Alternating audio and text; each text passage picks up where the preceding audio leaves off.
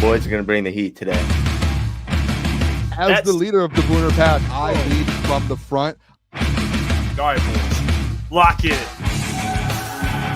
It's our core foundation, man. Grit. I'm fired up. I'm fired the f*** up, boys. It's pumping right now. It's got my juices pumping, boys.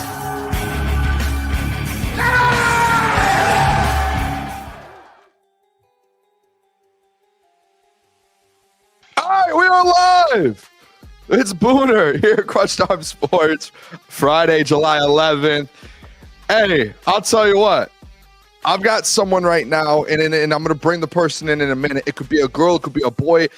Who knows? That's joining the show for the full 2 hours today. I sent out a couple other texts to see if I can get some good guests on for this Friday. I called it earlier in the week, the Boonathon. And we're rolling. I got one of my favorite people in the world joining here in a little bit. Jeff is out for the day. He is out. He has something to do, but I'm pumped up.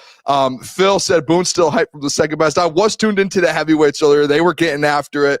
It kind of looked like a great time. I'm going to be honest. Some drinks, some Tigers baseball. It looked like a great time. But I'm juiced up here. I'm going to tell the people what we're doing. Make sure you subscribe, like. We've got actually a really fun show for you guys today. We're going to talk some Detroit Lions at 8:15, 8:30, get into the Tigers trade deadline, some of the All-Stars, some things going on in that Tigers. I know they're playing right now. ESPN did rank tight ends. They've been doing these rankings every single day, and they have the tight ends today. And obviously we know the Detroit Lions have one of the best tight ends. So let's see where Sam Laporta falls in that. 9 o'clock, this is where things start to get a little fun. The second hour, I think, is the funnest hour on this beautiful Friday. At 9 o'clock, me and the special guest, we will be doing our season stat predictions for the Detroit Lions weapons. Sam Laporta, Jamison Williams, Jahmyr Gibbs, Amon-Ra St. Brown, and David Montgomery. We are doing exact stat predictions, not just like, well, we think we're – no. I had reached out to the person. I got my own season predictions. I got exact numbers. We are going to give them to you guys. I want to see what the people think at 8:15. This is where things just keep getting fun. Things just keep rolling on, boys, huh? I see the person smiling in the back. 8:15. Mount Rushmore Friday is back with Boone officially. We are back, and we are going to do – this one's a fun one. All-time Detroit athletes. All-time Detroit athletes. I thought about this one a lot today. I started making a list. I'm going to say this. I hope the person who's listening in the back can hear this. I started making a list. I stopped making a list because I said, I have no clue what I'm doing here. There's going to be so many names that come off the board. It's not going to matter.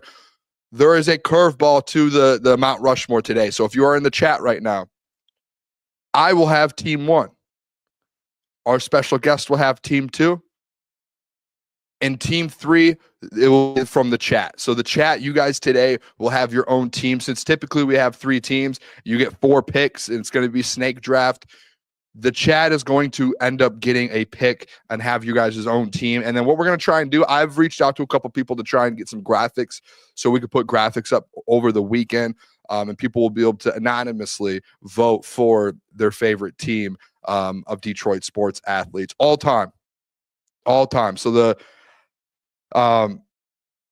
Mike Reed said, why didn't I get a text about being a special guest? I apologize, Mike Reed. That's on me, That is on me. But no, yeah, we're doing the Mount Rushmores at 9:30. I actually had a new name for Mount Rushmore. I want to see if I can find it real quick. It must not be that good. Let me see. I texted to some guest in the back. I just want you to give me a thumbs up or thumbs down if you like this. Instead of Mount Rushmore, how about we call it Hall of Greats draft? That could be really bad or really good. I don't know. Okay, I got a thumbs down. I texted Jeff Iafrate that earlier today, and he goes, dude, that is unbelievable. That's so good. So he must have just been pumping me up. He literally texted me back and said, I love it. That was his text. So the Hall of Greats, we'll brainstorm and keep going on that one. I thought I had an absolute banger of an idea. ETN said stick with Mount Rushmore. Listen, Mount Rushmore is done by part of my take. That's where I got the idea. I just don't want to completely rip them off. And there's so many people who do snake drafts. I guess we could just do it. We'll just stick with it. You know what? Screw it. But the chat, you guys get a team tonight. And then at 9:30, we're going to have our me and the mystery guest. We will have our top 5 best NFL future bets of the season. I have my 5. That person has their 5. And then 9:40, we're just chat it up, talk some Pistons, and then we'll do some mailbag. Hey, what a fun show it's about to be. Hey, I'm juiced up here. Make sure you guys hit the like, subscribe. I want to do something real quick. When this happens, hold on. The people know who's the special guest. There it is again. Ladies and gentlemen, in my opinion, I think it's the first time ever for a full 2-hour show. He might disagree with me, but the man, it is not Broder. I see it in the chat. It is not Broder. It is not The Undertaker. The legend, Caleb Czarnik. He's on the show today. Full 2 hours. Let's go, baby. I mean, I am just blessed to be able to join you for the Booner-thon. Is that what we're calling it? It's the Booner-thon. The Booner-thon on Friday. I mean, what an unbelievable day it is today, and I'm happy to be here. It's going to be a great show, fun show. Shout out everybody in the chat, and I'm excited to get the chat involved for the. What are we calling it now? I did give you the thumbs up, but you give me a thumbs down. You give me a thumbs down. I give you a thumbs down. What are we calling that now? The Hall of Greats draft. Hall of Greats. I don't like it either. You know, as I said it on air, like when I was thinking about it earlier today, if I'm being honest, I used AI.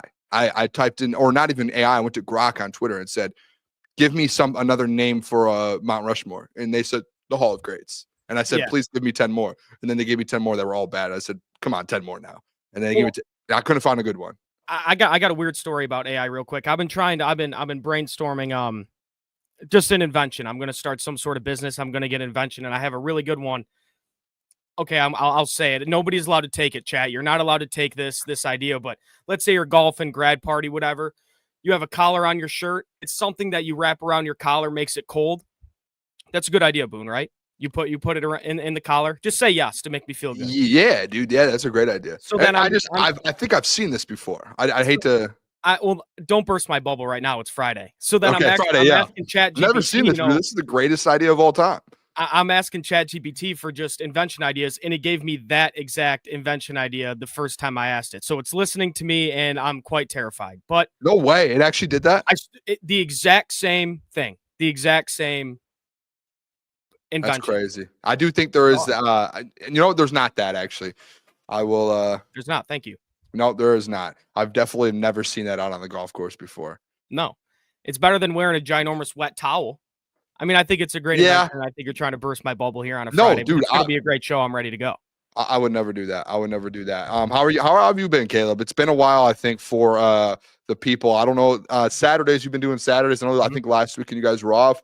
How are you feeling though? How's everything been for you? Feeling great, man. I mean, this Tiger season has been unbelievable. It's been super fun. I mean, yeah, we do on Saturdays. I'm happy for the people that come on the chat and watch that. But yeah, I've been doing great, Boone. I've been doing great. It's been I'm fired up. I mean, you can't in Detroit sports, you can't ask for, anything better right now. Tigers the best team in baseball. Pistons coming off a playoff appearance. So, I mean, doesn't get much better than this. Yeah, I mean, I'll tell you what, dude. Right now, Detroit sports is like it's a great time to be a fan. It really is. Just thinking about it, like you have a chance in the next 3 or 4 years for 3 of your 4 teams to like legit win a championship. Is there any other city? I was actually trying to think about it the other day. I guess Philly with the Phillies. The Flyers haven't been that good, I don't think. Well, the Sixers didn't make the playoffs. Yeah, but the Sixers, I've always been out on them. I've always been out on Joel Embiid. He was never gonna win a championship. You're not trusting the process? Never have, never will, never would, dude. Not Joel. I don't know. You watch New York play? No. Yeah, no, he's a dog. Yeah, no, he's good. But I just don't know. I'll never bet on Joel Embiid. He'll never win a championship in his career. But yeah, I don't know if there's another sports city that's rocking like Detroit right now. There's a state, Florida as a state is pretty good. But I don't know if you can consider that because they have different cities that have. I'm not going to count that just to benefit us. We're not going to count Florida. LA. Detroit I guess content. LA is just LA though. Yeah, that's like they're kind of in like almost like a tier of their own almost. I mean, all those teams are always going to be competitive. I don't think you can be considered like a sport. Well, okay, this is going to sound really stupid. Okay. I don't think. Okay, bear with me here. Okay. I don't think you gotcha. could be considered a real sports city if you have multiple teams in the same sport. Okay, I actually had this discussion the other day. I partially disagree because New York is a very big sports city. Okay, that's fair, but they have like Brooklyn and New York. Well, they also have the New York And New Jets, New York Jersey. Giants.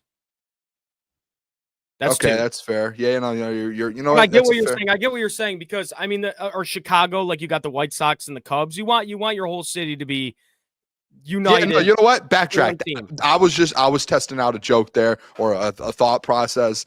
We tested it out, didn't work. We'll scrap that. Act like let's rewind 10 I like minutes. But I like Okay, it. yeah. I You like see the where I was call. coming from though, especially do. in LA. It was just like you have double the chances of winning.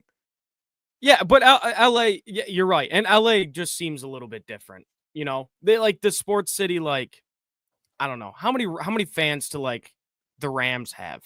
Yeah, that's fair. Oh, I just hate the like- fact that people are like, we're the best sports city. It's like, dude, you have like 8 teams.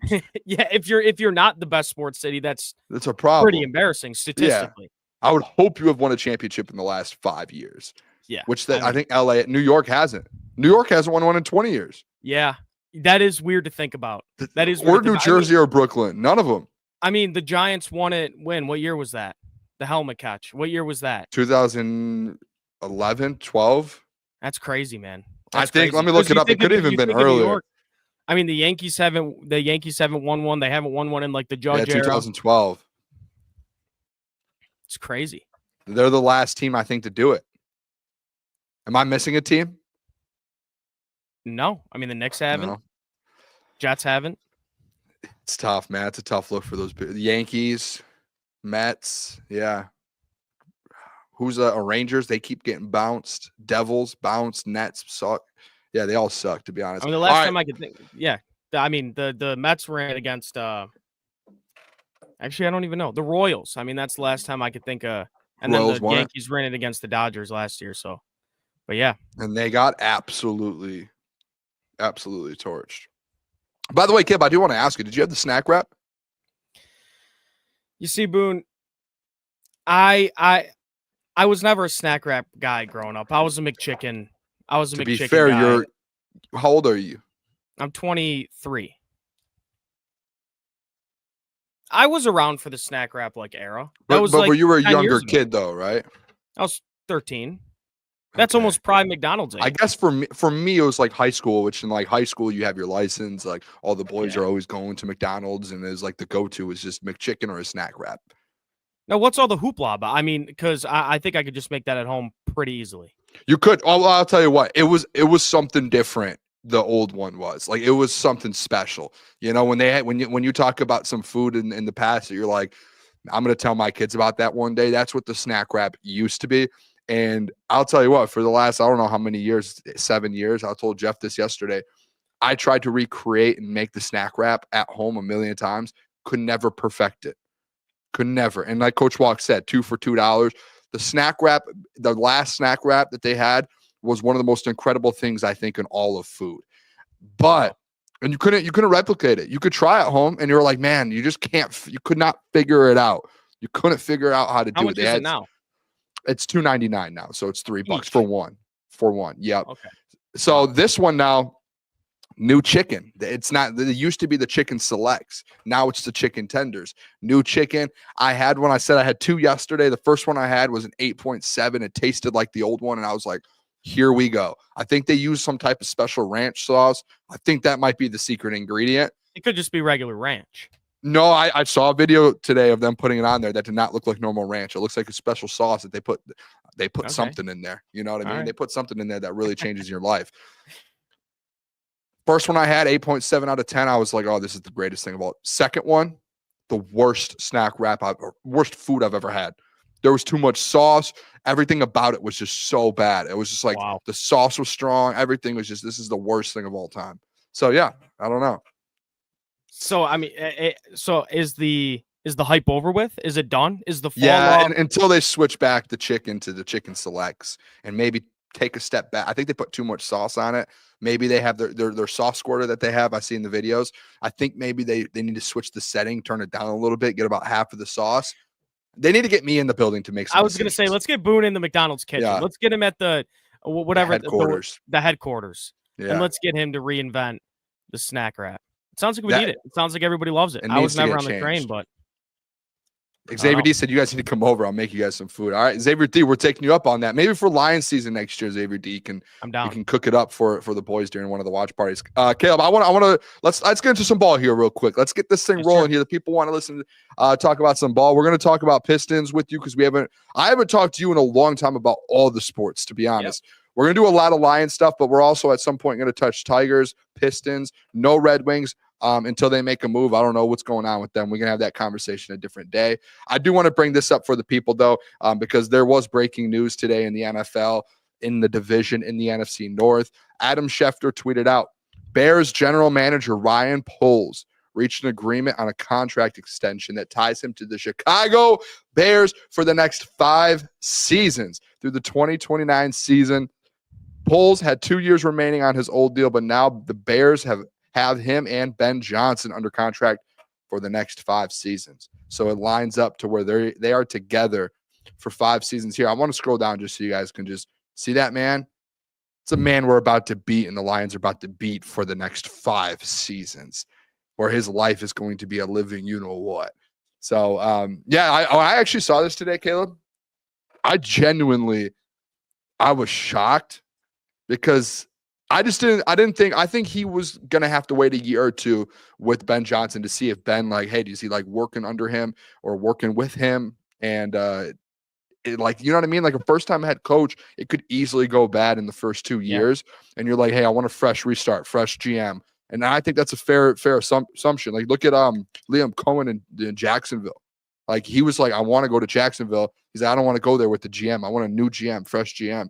With Ben, the man went there with already, and I think he actually knows. I could be wrong. I think he actually worked with Ryan Poles maybe at North Carolina or a previous stint somewhere else when he played at North Carolina or something like that. So he is familiar with him, but I actually was shocked. I would have never bet in a million years that they would have extended Ryan Poles until they at least had 1 year under the belt with Ben Johnson and working with Ben Johnson. 1 year making it to the postseason. Yeah, I mean, this is good news. This is good news for Lions fans. Yeah, I mean, trust me. There's been a couple off seasons where I've fell into the Bears hype, where I've seen them go make moves. They're always the first team to be rocking in free agency. You saw last year. I think the first contract that was given out was they gave a good amount of money to DeAndre Swift, and they're like, oh shit, they're going after Ryan Poles wants it this year.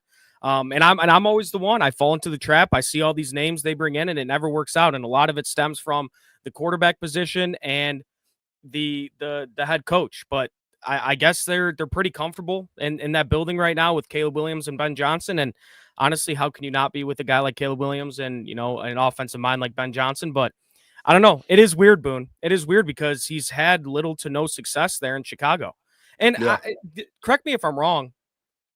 Like, Chicago has been a losing franchise the past, decade or so. But it seems like Chicago fans really like Ryan Poles. Am I wrong about that? If I'm being honest, and I guess today I should have gone and looked at it. And you know what? Let me do this real quick because I actually shout out Jeremy. He's at Jeremy Reisman. He's actually going to be on the show next week with us, I think Monday. But he actually tweeted out, he said probably not a lot of Bears fans that follow me, but honestly curious on how Bears fans feel about the Poles extension. So let me see if there's any Bears fans that commented. Because a lot of the things I see, because again, they're always aggressive in free agency. They're always bringing guys in. They're always in talks at the trade deadline. So they might just like that. It always feels like they're in step in the right direction. They trade for the number 1 overall pick. So here's a Bears fan right here. I think it's a Bears fan. His name was a Kiwi Bear, and he has Devin Hester is his thing. He says, I don't think he's a good GM. His record in the draft and free agency is mixed, and we will not have the cap space and assets in the future to make some sort of mistakes he has made to date. But I think the head coach and GM alignment was important to Ben Johnson. And I believe in him and Caleb. That's actually a fair point. It is. To where if Ben was the one, like a year one coach, maybe Ben was like, yeah, I want him. And then once they hear that, they're like, okay, Ryan Poles getting extended. I will say this though, like, be quite frank with you. I think Ryan Poles this last offseason did a really good job. I do. Like, I think that this team, if you look at their roster, they have a good defense. Like, they have a lot of pieces, and they went and added a couple pieces this offseason. The only negative I would say on this team the last year was they didn't have anyone to protect Caleb Williams. That was it. And he was always running around as a rookie. Like, he had no protection. And like the difference between Jaden Daniels and Caleb Williams' situation was Jaden had a better O-line. And in my opinion, a better offensive coordinator, a better offensive minded coach. And Caleb had none of that. And this offseason, I mean, this guy went out and got Joe Tooney, Drew Dahlman, Jonah Jackson, and they still have Darnell right tackle, Braxton Jones left tackle. So they added pieces, man. They built up that O-line.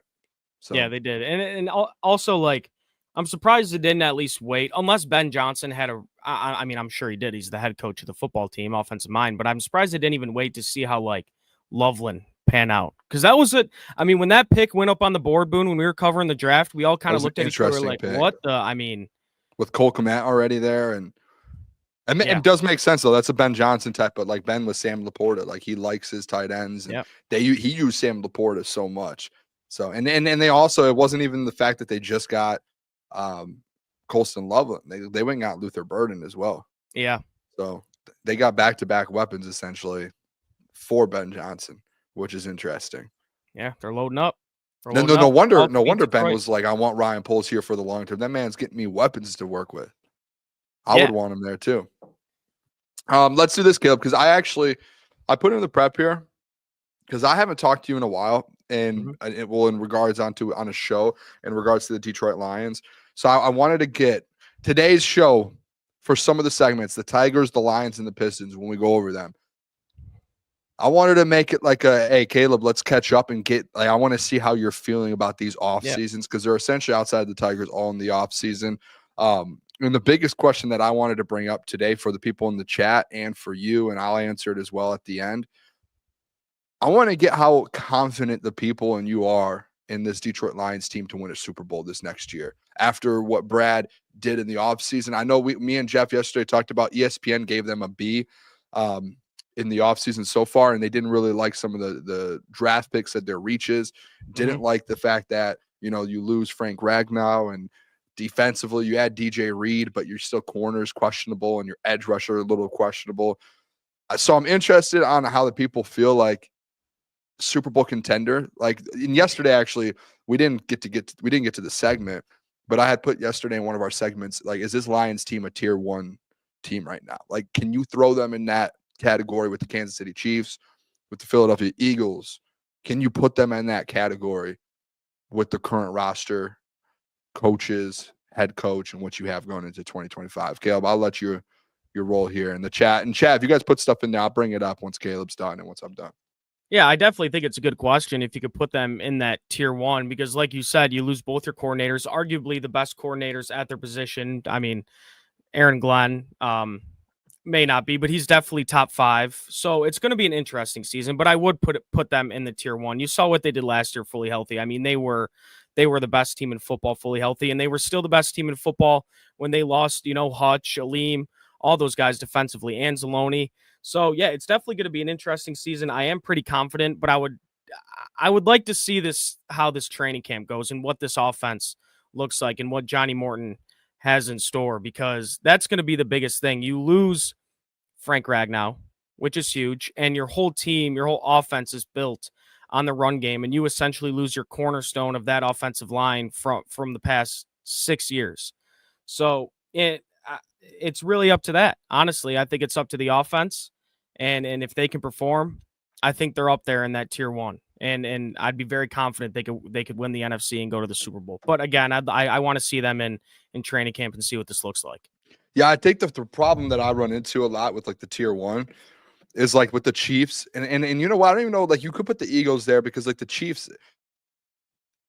the biggest thing that we always keep having this conversation about, Caleb, is the coordinators. Like, that's such a big deal. And I actually saw a lot of people on Twitter saying that they feel like after watching quarterback, which I see Anakin's watching right now, after watching that they feel more confident losing Ben Johnson, just because seeing like how much of a hand Jared Goff has had in this offense. And you know what I said? I've been trying to tell you guys this for a year now, that Dan Campbell, Ben Johnson, and I've been trying to tell Klotz for the last 3-4 months, look at Ben Johnson, or look at what Dan Campbell's done over the last few years. Jared Goff, Johnny Morton was in that room. Literally the room that built this offense. They sat in a conference room, I'm sure, or a film room, wherever it was. They created the playbook in the offense. There were 4 people in that room. You right now have 3 of those 4 people sitting in that room. Yeah. So why do people think it's going to change? So yeah, I get, and then you know what? I'm with it. Like, you do have to see it to really kind of believe it and understand, like, hey, this thing's going to work. But yeah, no, it's, for me, it's just hard to say they're not tier 1. Like Adam Rank going out there and be like, this is an 8-win team. Well, they're not going to make the playoffs. That's like that when that guy's on the screen, and this is no disrespect. You know, he's a Bears fan. When he's talking about when he's talking about the Lions, that's a mute, because you know, and he has the Lion or the Bears going 11 wins. Like, he literally had the Bears winning the division with 11 wins. He had them 8-9, correct? He had the Lions 8-9. And he had them losing to the Bears in the final game of the season to miss the playoffs. It was one of the more ridiculous things that I've ever heard. But I think there's just too many people. I've been saying this all offseason, Caleb. I don't know if you've heard, but I kind of like the spot they're in right now, because this is where they were 2 years ago when they went to the NFC Championship game. Going into that season, the year before, they were 1-6. They finished the season, just missed the playoffs, and everyone's kind of questioning them. And we're all sitting here going, hey, in Detroit, we finished like 8-3. Like, did anyone see how this team finished? This team was one of the best teams in football the last 10 weeks of the season. And then the national media was like, oh, they might slip into the playoffs, get a divisional. They might not. They'll probably win 9 games again this year. And then they go 12-5, go to the NFC Championship game. I feel like this team just works best with their back against the wall and fighting forward. Like, I think that's like Dan Campbell's element, is being like, I want all the pressure in the world. That's how it feels. They do, but when it comes to like the national media this year, they probably have the most excuses on why this team, you know, might take a fall. If you lose both coordinators, you lose your all-pro center. But again, you are right. This team is best when their back's against the wall, and it seems like, correct me if I'm wrong, Boone, this is kind of setting up to maybe be like a magical season. You lose both your coordinators, Frank Ragnar retires, and you got to go make things happen. When it seems like national media is not putting you in that tier 1 for the most part, which is fair. Again, which is fair. You lost a lot this offseason, but you have all these young guys. They're going to get better. You have a veteran quarterback in Jared Goff that, like you said, him and Johnny Morton and Ben Johnson kind of built this offense. You have an abundance of weapons on this offense that Jared Goff gets to throw to. Your offensive line is still good. It's not, I wouldn't call it great like it used to be, but it's still good. So yeah, I'm excited, but again, I can understand why the national media would kind of almost shrug this team off as a tier 1 team. Yeah, I just get looking at it from the out, the outside. I do think that there's like a push and shove though. Like, if you're going to sit there and be like, well, you lost your coordinators and Frank, okay, but this team is now healthy again. A team, and not even just healthy, but you're talking about one of the youngest teams in football that has at every single position group essentially a top 5 player. It's not like Jared Goff's gone. It's not like Jahmyr Gibbs is gone. Amon-Ra's not gone. Hutch isn't gone. Kirby and Branch are still there. Jack Campbell's still there. Like, you can just keep going down the list of just players they have. Sam Laporta, Panay. And it's like, I understand where people might try and, you know what it is actually? Do you know, and you know, in betting and gambling, Caleb, when you're like, hey, this is like what's the term that's used in betting? Why am I drawing a blank right now? Like, this team's in a spot. Like, it's like you're sitting there and it's like, hey, this team is set up to lose this week. Like, everything just isn't going their way. Yeah. I think people are looking like that at the Detroit Lions and going, it's a spot. Like, that's a spot play right there, man. Like, this Lions team, that everything is showing that they're going to be down. Well, it's like, no, it's actually not. Like, take a step back real quick. Look at this thing as a whole, man. Like, this they have a squad at the end of the day. So many weapons, so many good players on defense. And I just think people forget, like Adam Rank. Do you forget who's on this roster? Do you forget who their head coach is? I don't think can people be that dumb just to completely just ignore who's on the field? I say it all the time. It's like, no matter what, if I just hand the ball to Jahmyr Gibbs, anyone could do anything. That man's going to find a way to make a play. Yeah. He's that good. It's like Saquon almost. Like, he is literally the second best player outside of Saquon. Yeah. When you have that much talent, unless you have the worst coaching staff in the NFL, if you have that much talent, you're going to win some ball games. Yeah. You're going to win some ball games. I want to look and see where they land in Super Bowl real quick. My guess is probably like around 4. I bet you Buffalo's in front of them, Kansas City, Philly. Who do you think number 1 is? Super Bowl Philly. odds? No. Buffalo. They're tied for first. There's another team as well. Kansas City? No. Really? It's not one of those teams? Mm-mm. I mean, why am I drawing a blank here, Boone, on who could know who AFC? Why am I drawing? Oh, Baltimore? Baltimore. Wow. Baltimore and the Bills are tied at plus 700 to win the Super Bowl. Number 2, the Philadelphia Eagles at plus 750. So you go from plus 700 to plus 750. By the way, Julio Rodriguez just hit a 2-run home run on Tarek Skubal. Yikes. I just got the alert. That's brutal. So it's 4-1 right now. Philadelphia Eagles plus 750. The Kansas City Chiefs, Caleb, are plus 800. And then there's actually a bit of a drop off to plus 1,000 for the Detroit Lions. I guess it's not that big of a drop off. So plus 700 is the top to plus 1,000. Do you get the vibe that, I mean, rightfully so, like this is kind of how it should be, especially, and you don't want to lose money. Do you get the vibe like Vegas is like always terrified of Mahomes and the Chiefs? I mean, when is the last time they've been an underdog in a football game? No, they never are. They never are. It's the same thing for the Eagles. It's most of these teams at the top. Like the Ravens will never be an underdog either. I don't think I've ever seen them in the last like 3 or 4 years as a dog.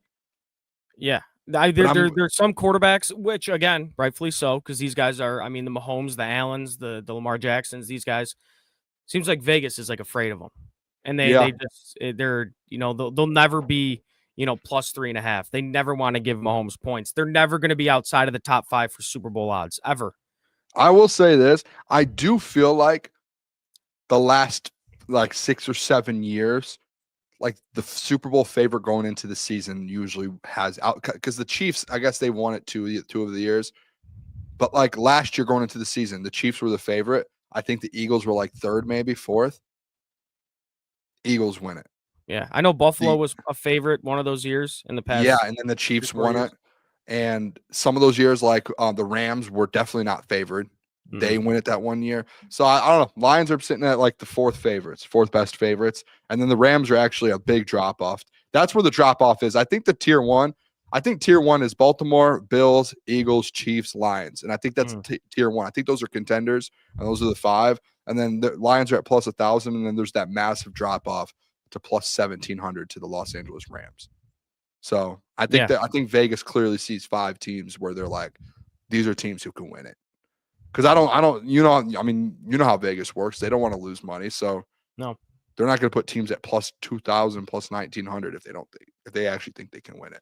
Yeah, I think that's fair. I think the order's fair too. I think Detroit might be a little ahead of Kansas City, just looking at it. But again, I think Vegas is afraid of Patty Mahomes, and they have every right to. The doc, I tried to get the doc on for us real quick, and he just texted me back. Sorry, Boone, for the late reply. Family birthday. Have a killer show, boys. Oh, I thought he was going to be in the behind home plate again. No, that would be really funny. He's like family birthday, and he's just behind home plate. Like, that'd be unbelievable from the doc. Yeah, no, I think bottom line, though, with the Lions, Super Bowl contenders, is that how you've been feeling over this offseason? Yeah, I don't know how you can't.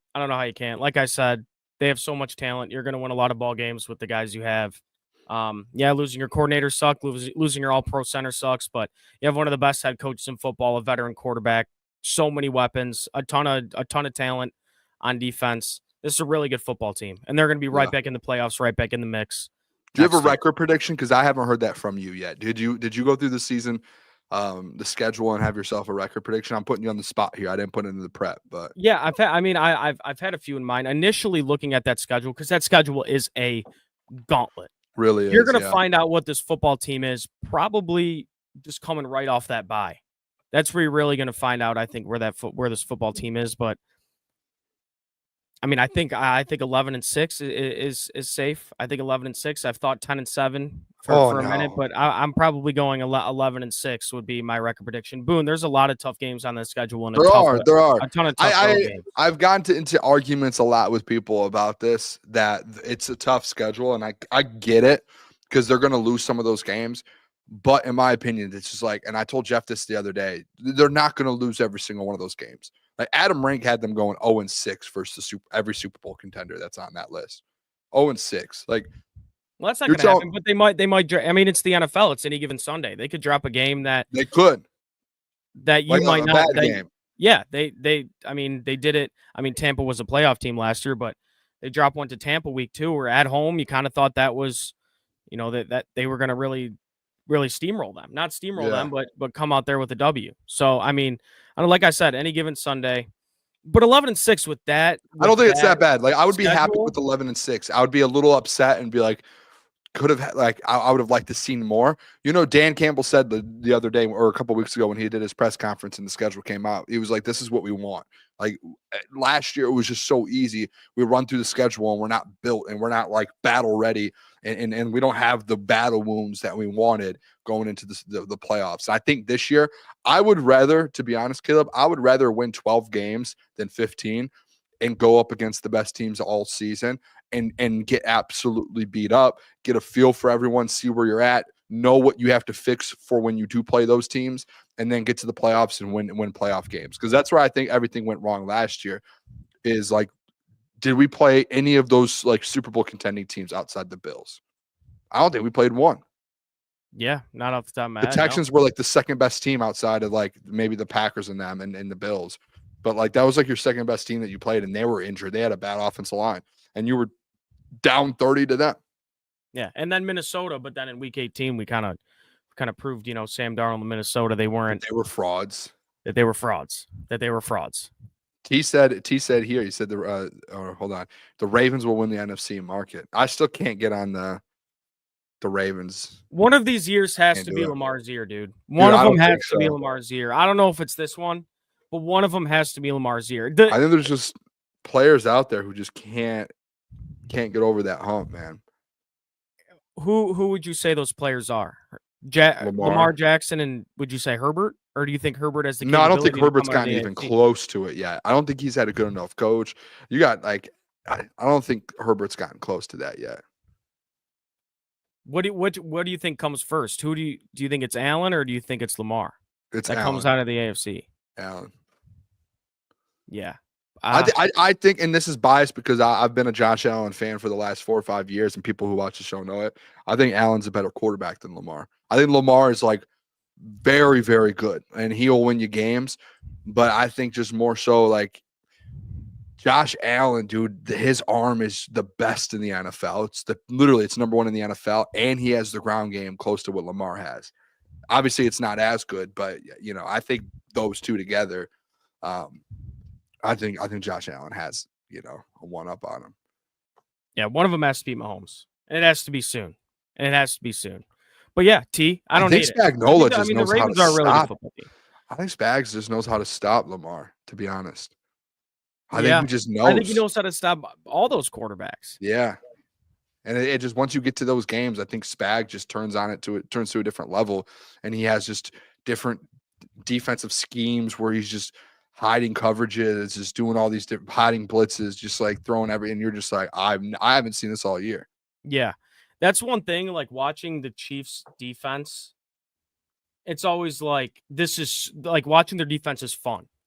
It's always so fun. The things they run, the schemes, like you said, the schemes, the blitzes, they disguise their coverages so well. It's fun to watch that Chiefs defense. It doesn't matter how much talent they have on that defense. Doesn't matter how banged up they are. Spags is always going to have that defense ready to go. But I don't hate it. Ravens are a really good team. And I think every year you go into this is the year that Derrick Henry is going to slow down. This year that Derrick Henry is going to slow down. I don't know. He's not. I don't even think he's close to it. It's pretty insane. You know what, Caleb? I've been hearing this for 3 years with Derrick Henry, and he's probably my favorite running back in the NFL outside of Jahmyr Gibbs now. But for the last 4 years, it was always Derrick Henry. I loved watching him, King Henry. Give the man his crown. Yes. People have been saying Derrick Henry's done for the last 4 years, and it's like yes, eventually it will happen. But until I see it, I will not listen to people who say that. It's just one of those things in sports where you hear that same thing every season and it's just wrong. Like it sounds good, but then when it actually gets to the season, it's like, oh yeah, you looked like an idiot. And I'm glad you did for the 10th straight year. Well, it's kind of like, I'm not comparing Derrick Henry and Brady, but just like it actually, where everyone's like Brady's done every year. Every year, someone wants to be right, where they're saying, "Oh, he's done. He's done. This is last year," and he always does it. He always comes out. To be fair, I've been doing that with the Chiefs and Patrick Mahomes. Exactly. I did it 2 years ago, and then last year I actually said if the Lions don't win, it's going to be the Chiefs. I think I jinxed them because then they lost. But the year before, I said they're over with. They're not. I said they weren't going to make the playoffs 2 years ago. Oh. Wow. Yeah, that's I thought it was done, dude. I was like, this is over. It's done. They're always going to be there. They're always going to be there. Yeah. So I don't know. Eric Allen did say this, and we will finish it off kind of with this, but he said our entire regular season schedule is playoffs. The Super Bowl premiere will be the most battle-hardened team entering the tournament. That's my point, to be honest. That's one of the good things about having a tough schedule is you get to play those top teams in the regular season. So, yeah. All right. Let's do this, Caleb. We went 2 segments on that one. Let's talk the boys, huh? Let's talk the Detroit Tigers a little bit. Talk the Detroit Tigers. At 9:00 here, we'll skip the you know what? Let's just do this real quick. Let's just fire this off before we go Tigers. ESPN. Let's fire it off real quick.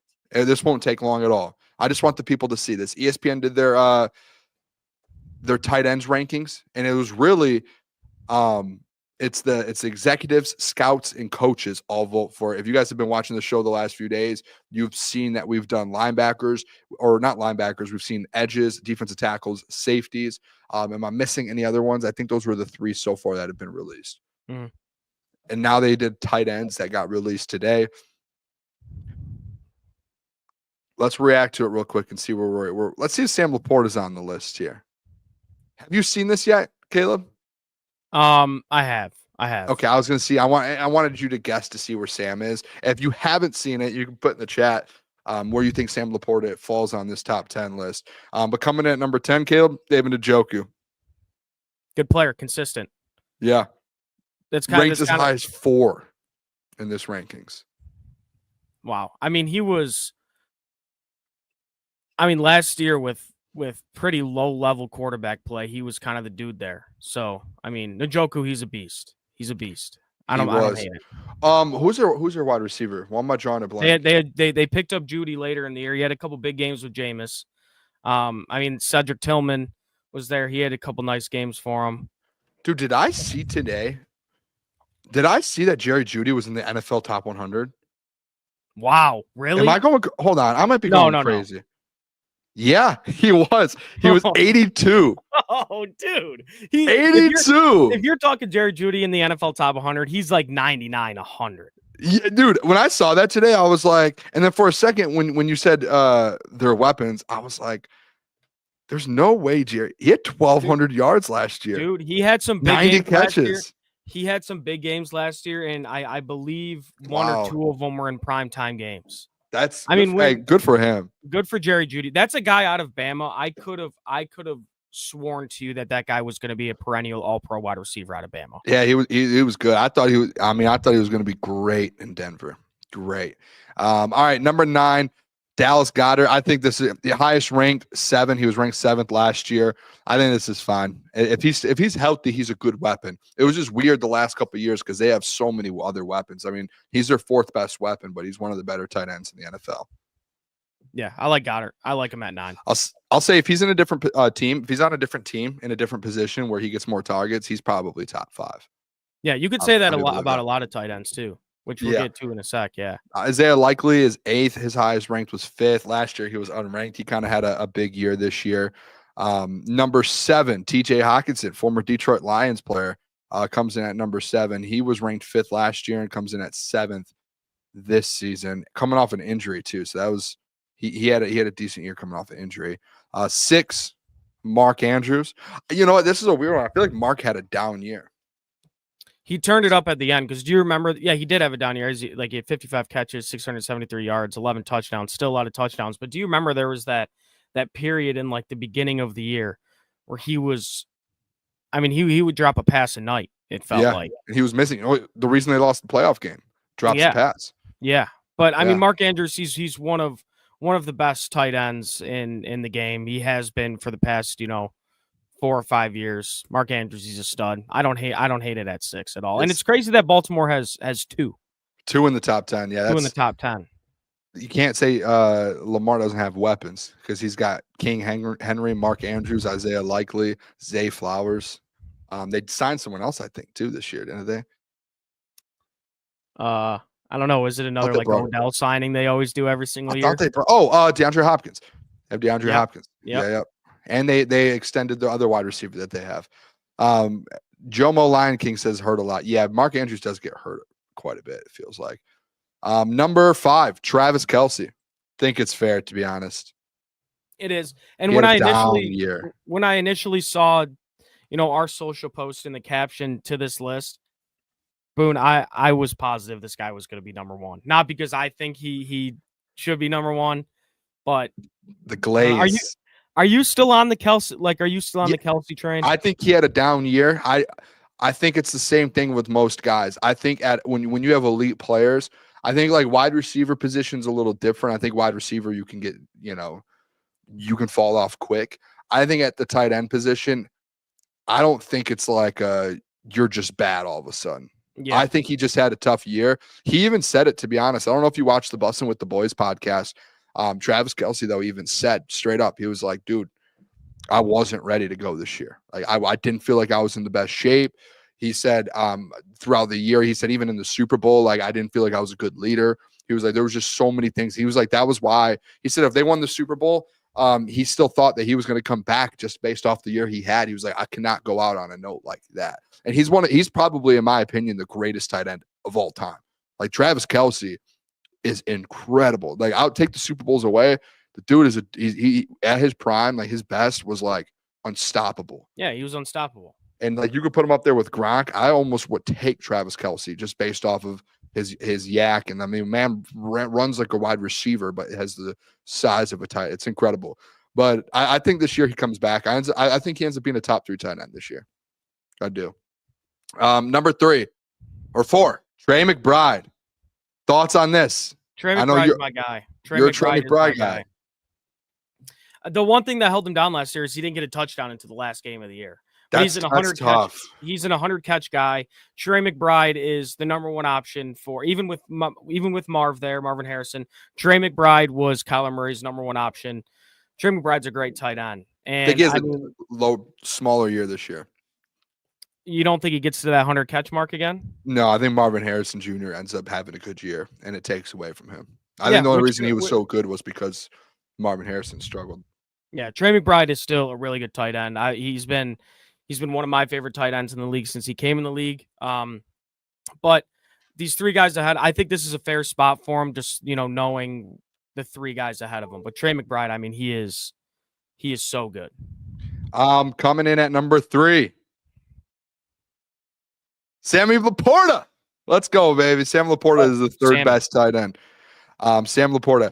Yeah, I honestly, Caleb, I don't hate it. I think he right now, after last season, he did have he had 800 yards his rookie year, almost 900, and was still second team All-Pro, and then has 700 this last year, 60 catches and 7 touchdowns is incredible. I think that's where people look at him over a guy like Trey McBride, to where it's like in the red zone, he's a legit threat. So if you had Trey McBride ahead of him, wouldn't have been mad. Don't hate the fact that he's ahead of Trey McBride. I think George Kittle, I'm sure we all know who number 1 is. Travis Kelce, Trey McBride, and Sam Laporta. I think that's like your consensus top 5 tight ends in the NFL right now. Mix and match them how you will. Absolutely. I mean, Sam Laporta is. I mean, we'll get to him in a second with the segment we're doing, the yard projection. But Sam Laporta is everything you want in a tight end. I think. I mean, 3. Honestly, I didn't think he was going to be as high as 3 because he didn't have the biggest season last year. But Yeah. I don't think he was 100% healthy last year. I think that, like it says it in that article, I think the knee was bothering him a little bit. Hamstring as well. I mean, there were games, man, and I don't even want to like fault Ben Johnson for this, but there were games where it was like, how are you not looking for Laporta there? How are you not getting Laporta, almost a target of possession? It felt like some of these games he was like a ghost, but even when he's not, catching the ball, he's still very, very valuable to the Lions. He's a really good blocker, and I mean, Laporta's the man. He's the man. Can I ask you a question about Ben Johnson? Let's hear it. Do you feel like he went away? Because I do feel like 2 years ago, I know last year was a historic offense, but I've said it a million times. I felt like Ben Johnson 2 years ago was a better OC than he was last year. Yes. And on top of that, I think the reason that it was, Caleb, was I think he got so obsessed, or he wanted that big play so bad consistently, whether it was trick plays, whether it was deep balls to JMO, whether it was trying to have just big 20-plus yard plays because he wanted the most explosive offense in the NFL, which worked out for us into a sense, but it also hurts you because when you get into the playoffs or you get into certain games, instead of running it on 3rd and 1, you're trying to do something cute and doing a trick play and a pass. Instead of just trying to get the ball to your tight end to just make a smart play, you're trying to force the ball downfield and you're creating turnovers. And I think that was something that Ben Johnson last year kind of fell in love with a little too much. And people might hate me for that, might think I'm wrong, but I think that's a fact. Like, watch some of those games. The fact that Sam Laporta, I know he was hurt, but that's a great point, Caleb. Like, why wasn't he getting even more targets? Why at times were you not running more plays for a second team all-pro tight end, and you're just trying to force deep balls? You're trying to force these trick plays. You're trying to be a little too cute. And at times, it works for you, but guess what? When it came down to it in the Commanders game, you were trying those and it didn't work for you, and you got too cute and you end up losing in your season, and it ends because of that. Yeah, a lot of it felt like kind of like a look at me syndrome. Like, look what I can do. Look at these plays I could draw. But a lot of it also is they didn't have Jameson Williams for a majority of the 2023 season. And I think, as any offensive mind should, they see Jameson Williams run one time and they say, I got to get this fucking guy the ball a lot. And I think that took away from Laporta a little bit. But Laporta and Amon-Ra St. Brown were the bread and butter in 2023. Yeah. And Ben Johnson almost like went away from Laporta, and at times I felt bad. I'll tell you what, I truly believe in that Commanders game. If Ben would have focused more on just smart offense and getting the ball, check downs to Sam Laporta, Jahmyr Gibbs, running the ball a little bit more, getting the ball to Amon-Ra instead of doing all these, because I know you went down, but he's going down and he's calling these plays for Jared Goff to air the ball, get it 20 plus 15 instead of like a little 5 yard to Sam Laporta, a little 5 yard to Amon-Ra, hand the ball off on 3rd and 1. When you start ripping the rock like that, like you're just more at the percentage of turnovers drastically moves up, like drastically. It goes from 5% to 15%. And then when you're constantly doing that, it's like, dude, now you're really behind. Now you really have to sling it. Like, that's where I think next year, I hope Johnny Morton does it. I know he likes deep plays, and I hope Sam Laporta gets a higher usage rate this year. I do. I think you win more, or you look like a better offense. I hope so too. But on the flip side, when you have a guy like Jameson Williams, generational speed, you got to use it. But I'm a Laporta guy. I do hope that he gets a higher usage rate in this offense because, like you see in this article, he's one of the best in the game. Yep. All right, number 2, the legend, George Kittle. Yep, he's the man. Do they put here how many yards he had? I don't know what he had last year. I want to see though, because I think George Kittle I love George Kittle, to be honest. He's one of my favorite players in the NFL.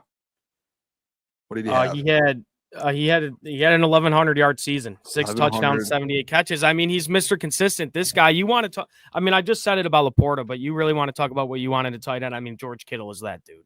George Kittle is one of the best tight ends of all time. Yeah, he is so good. He's a great teammate, a great leader, a great blocker. He's sure-handed. He's great. After the catch, George Kittle, number 2. I don't hate it at all. And and I think we all know who number 1 is going to be. Yeah, It's going to be Bowers. Brock Bowers. If I probably had to make a list right now, and you could call me crazy, I know the year Bowers just had. He's incredible. I might put George Kittle at number 1. Okay, he's my number 1 as well. I just think the difference is, and I don't think people take into account, is I think like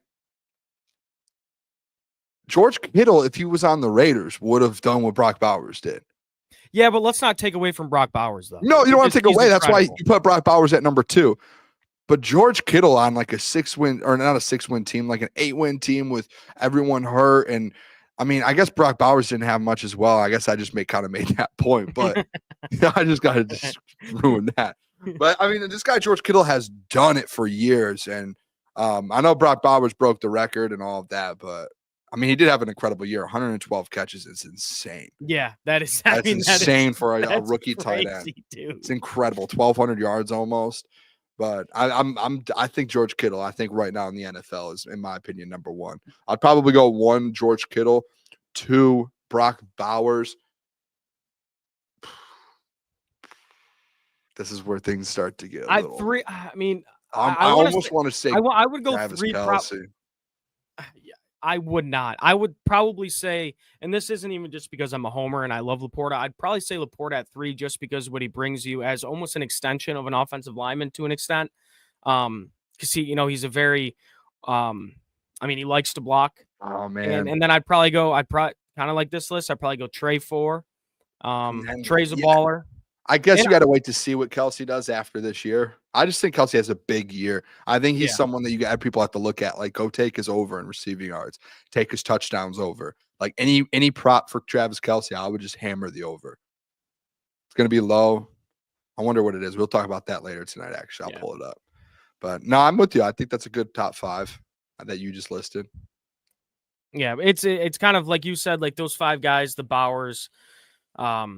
This top 5 right here, the Bowers, the Laporta, the Kittle, Kelce, and McBride are not interchangeable, but that's kind of your top 5 right there. You might see a list maybe that has Mark Andrews over Kelce just because of Kelsey's down year last year, but I don't know. Do you want to I would say this real quick. Do you want to do since we're just talking Lions weapons right now, let's just do let's do our Lions weapons season stat predictions. Then after we'll do Tigers, and then we'll do our Mount Rushmore of and if you are just joining us, I know there's a lot more people in here now.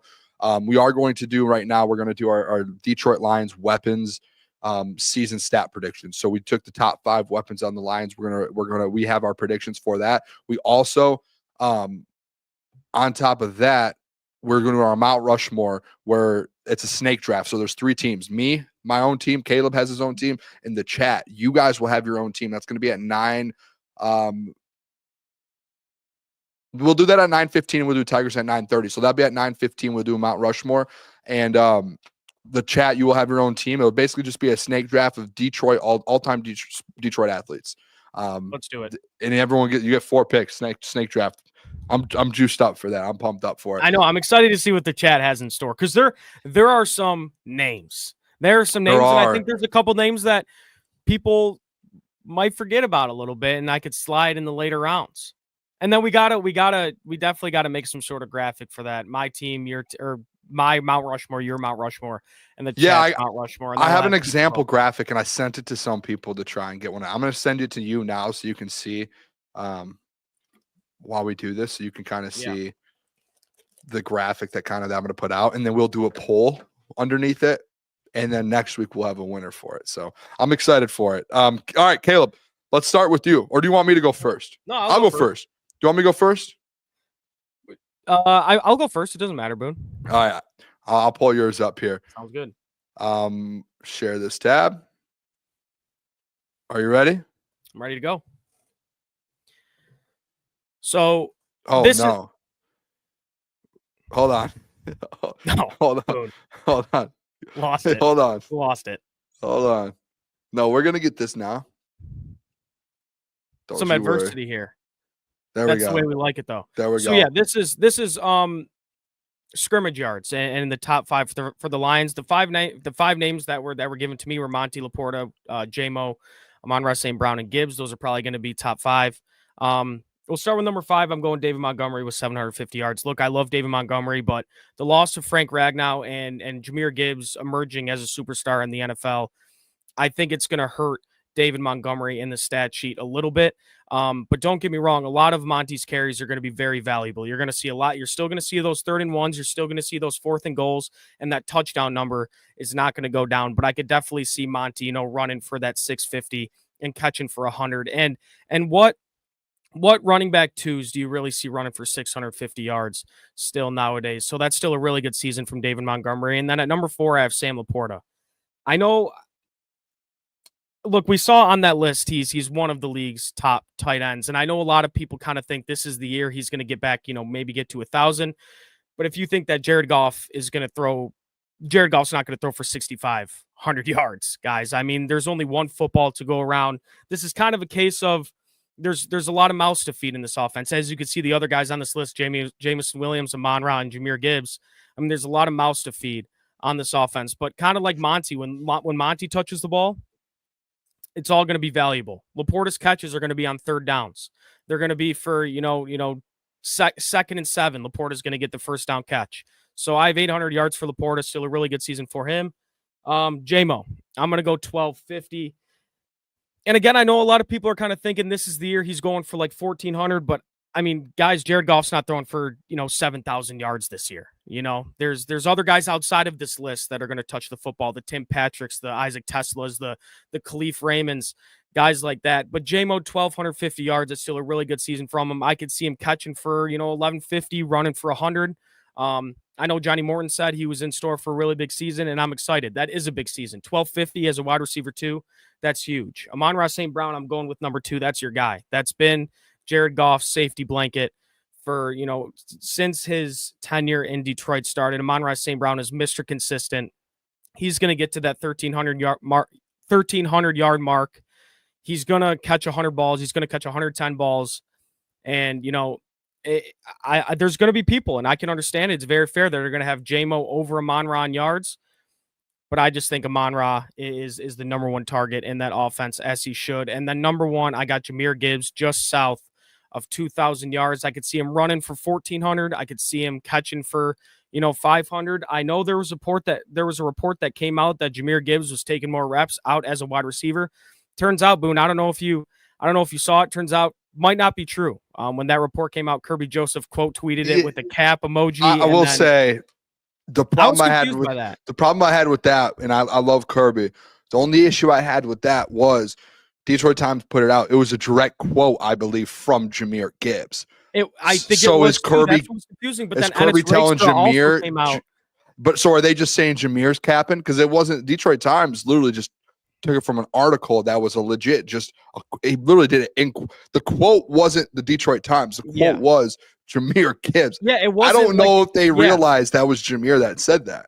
Yeah, which is weird. I mean, you'd think that, Kirby has, seen it a little bit. I don't know. It is a little bit weird, but even if Jahmyr Gibbs isn't split out wide, he's going to catch the ball out of the backfield. He's going to get that 500, 600 receiving yards. He's one of the more skilled pass catchers as a running back. Gibbs is in for a fucking monster year, guys. We already have him as a top 3, top 2 running back, wherever you want to put him. I'd probably put him at 3 behind Saquon and Derrick Henry. I mean, there's a chance if this guy gets close to where he was in touchdowns last year, close to that 20 mark, he might have even had 20, that a lot of people are going to leave this season saying he's the best running back in football. I mean, 1950 on what should be one of the best offenses in the NFL. It's going to be a really big year for Jahmyr Gibbs. So again, in order, I got David Montgomery, Sam Laporta, Jameson Williams, Amon-Ra St. Brown, and Jahmyr Gibbs, all with really good seasons. How many rushing yards out of that 1950 do you have for Jahmyr Gibbs? I would probably say around 1,350, 1,400. So he's catching, 600, 500. You think you say about 500? Yeah, 50, 60 catches for him. That's probably where I have him. But I mean, there was something, I don't know what it was, man. When I was making this list, for some reason, I just couldn't put down 2K. I don't know what it was. I'm honestly hoping you do it. I'm honestly hoping you do it. If I'm just being completely honest, I think all of the 5 players you have, and I get it. I think you underdid it on every single player. Well, you got to think too, Boone, and you got to put this into account that Frank Ragnow is a big loss when it comes to the running game with the David Montgomerys and the Jahmyr Gibbs. It's not going to be running like a free for all like it was these past couple of years. I mean, these guys are very good, and on top of that, like receiving wise. But also, I'll say J-Mo is 100 yards over he was last year. Laporta's over he was last year. Monty's about the same where he was last year. Amon-Ra, I think, had around 1,300, and Gibbs was around that number. Can I ask you this, though? How many yards do you think Jared Goff throws for? Roughly, probably. I mean, looking at this, if you have 1,000-yard receivers, probably 4,700. So let me do some math real quick in my head. I just want to go ahead. I just want to do something real quick here. Let me do some quick math. 215, 100, 40, 37. This is like Booner math in the head. I like 19 plus 7 plus 6. So essentially right now, I guess it's fair. You have Jared Goff throwing for about 4,600 yards because these 5 guys you have 3,900 receiving. Yeah. And then I think that's you add in some of the guys like Tim Patrick, maybe Isaac Tesla, and you probably get around 4,600 or so. That's where I think Jared Goff throws for another 4,800 this year, to 4,700. So I think some of these guys, I think you can put their numbers up a little bit more. Honestly, I do. I don't know. I do like it though. Like I see what you're saying about like Laporta. I think his number's right in the right range. I think the same thing with J-Mo. I don't think like me and you are too far off. And I'll do it here. I'll pull my list up. I'll share my list and I'll go through mine here. So here's mine. I'll start at the top because you said, Boone, I hope you have Jahmyr Gibbs at over 2,000. I'll tell you what, Caleb, look what I have. That's a lot of yards, Boone. 2,000 yards. 250 yards. I'm going to pull my notes app up here real quick. Last season, Caleb, Jahmyr Gibbs caught receiving. He had over 500 yards receiving. On top of that, he had over 1,400 yards rushing. So you gave him what, 1,900? 1,950, yeah. He had that last year. So in my opinion, when I look at it, I'm like, I was looking at it last year. He had around 1,900 last year. I can only think that Jahmyr Gibbs has a better year. Whether you lose Frank or not, you would think that Jahmyr Gibbs, 1, his usage rate probably goes up, and 2, he's probably just going to get better. So I think 2,250 is actually a pretty good number. That's really, he had 50 or 4, what did he have rushing last year? 1,400, I believe, 1,412. I think that it might be crazy to say. I think the man goes for 18 this year. I think it's a breakout. 1,800 rushing yards, and I think his receiving yards goes down a little bit to around 400, 450, lands in that 2,200 range. So that's kind of how I thought about it for Jahmyr Gibbs. Is I think his rushing goes up a lot, 300 or 400 yards, and I think his receiving drops a little bit. He lands easily. He's easily going to be over 2,000 yards this season. This is going to be a big year for him. He's going to be in the Offensive Player of the Year conversation. Number 2, I think Amon-Ra St. Brown has a pickup year. To be honest, last year he had about 1,200 yards, I believe. Let me see. I'm going to pull it up exactly here. Receiving, he had 115 catches for 1,263. The thing that I thought about with Amon-Ra St. Brown, Caleb, was that is a new coordinator and it is going to be a little different. Like you said, with no Frank and all that, what's one thing you're always going to lean on is like the player you trust the most. And I think there's 2 players on this team that Jared Goff trusts the most. And I think it's Amon-Ra St. Brown and Sam Laporta. And I think in the biggest of the biggest moments, when push comes to shove and everything comes down to it, I think Jared Goff trusts Amon-Ra St. Brown the most. So I think he has an improved year from last year. I feel like last year was just a little down year for him. And I think he gets closer to where he was 2 years ago, to where he has a 1,400-yard season, 120 catches, 115 catches. Last year, to be honest, Caleb, it felt like he wasn't as good after the catch as he has been in the past. Like, you know what I mean? Like 2 years ago, I believe he was the Yak King, actually. And then I think this year it felt like it was a little bit less. On ESPN, it shows that he had 412 after the catch, and J-Mo had 497. So you can definitely tell that there was a little bit of a difference there. And then number 3, I have J-Mo. I think JMO, this is going to be crazy. He had almost 1,100 last year. I think he gets 1,200 receiving this year, and I think he gets within the rushing game. I think he gets around 100 throughout the season, sprinkled in there. That's why I went 1,300. So I'm with you. I don't know if you added in rushing with JMO at all. I did. I had him around 100. He had like 60 last year. Okay, yeah. So I had him around 100, and then I had him getting about 1,200 receiving yards. I was actually a little like I had a little pushback about being like, can we have two receivers, a receiver having 1,400 and 1,200, 2,600 total? And then I went and looked at what wide receiver duos in a season had that many yards. You would be shocked at how many wide receiver duos actually have put up 2,600, 2,700. But then did that offense also? I'll let you get finish, but Jameer and D-Mont and Laporta. I get what you're saying, but my point with it is last year. Let's just add up their numbers from last year. I mean, we're talking about 1,226 or 1,263 plus 1,001. I mean, they had 2,300 last year. Do you think they're the same as last year, or do you think they improve at all? I mean, I did have them both improving, but by 100 yards each. Like that's still a big step up. I don't know. That's a lot of fucking yards, Boone. I'm looking. I mean, I think it's happened in the NFL though. Like this isn't like it's like, hey, this is something that's never happened. Four players in an offense to have 1,000 yards. That's only happened 4 times in NFL history.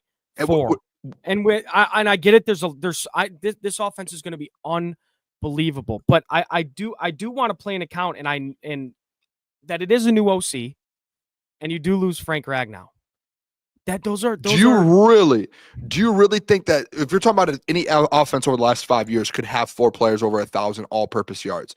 You don't like the Lions. Like for D-Mont, this is my thought with D-Mont too. And I think a lot of people underestimate what D-Mont did last year and his kind of development as a player, because before last season, I don't know if you guys remember this, 2 years ago, he was strictly kind of just rushing. He only had, I think, like 60 or 80 receiving yards. Wasn't that crazy.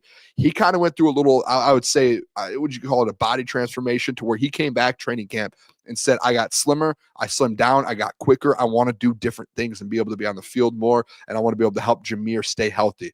You know what he did last year? The man went out there and had over almost 350 receiving yards. 341 receiving yards last year. 341.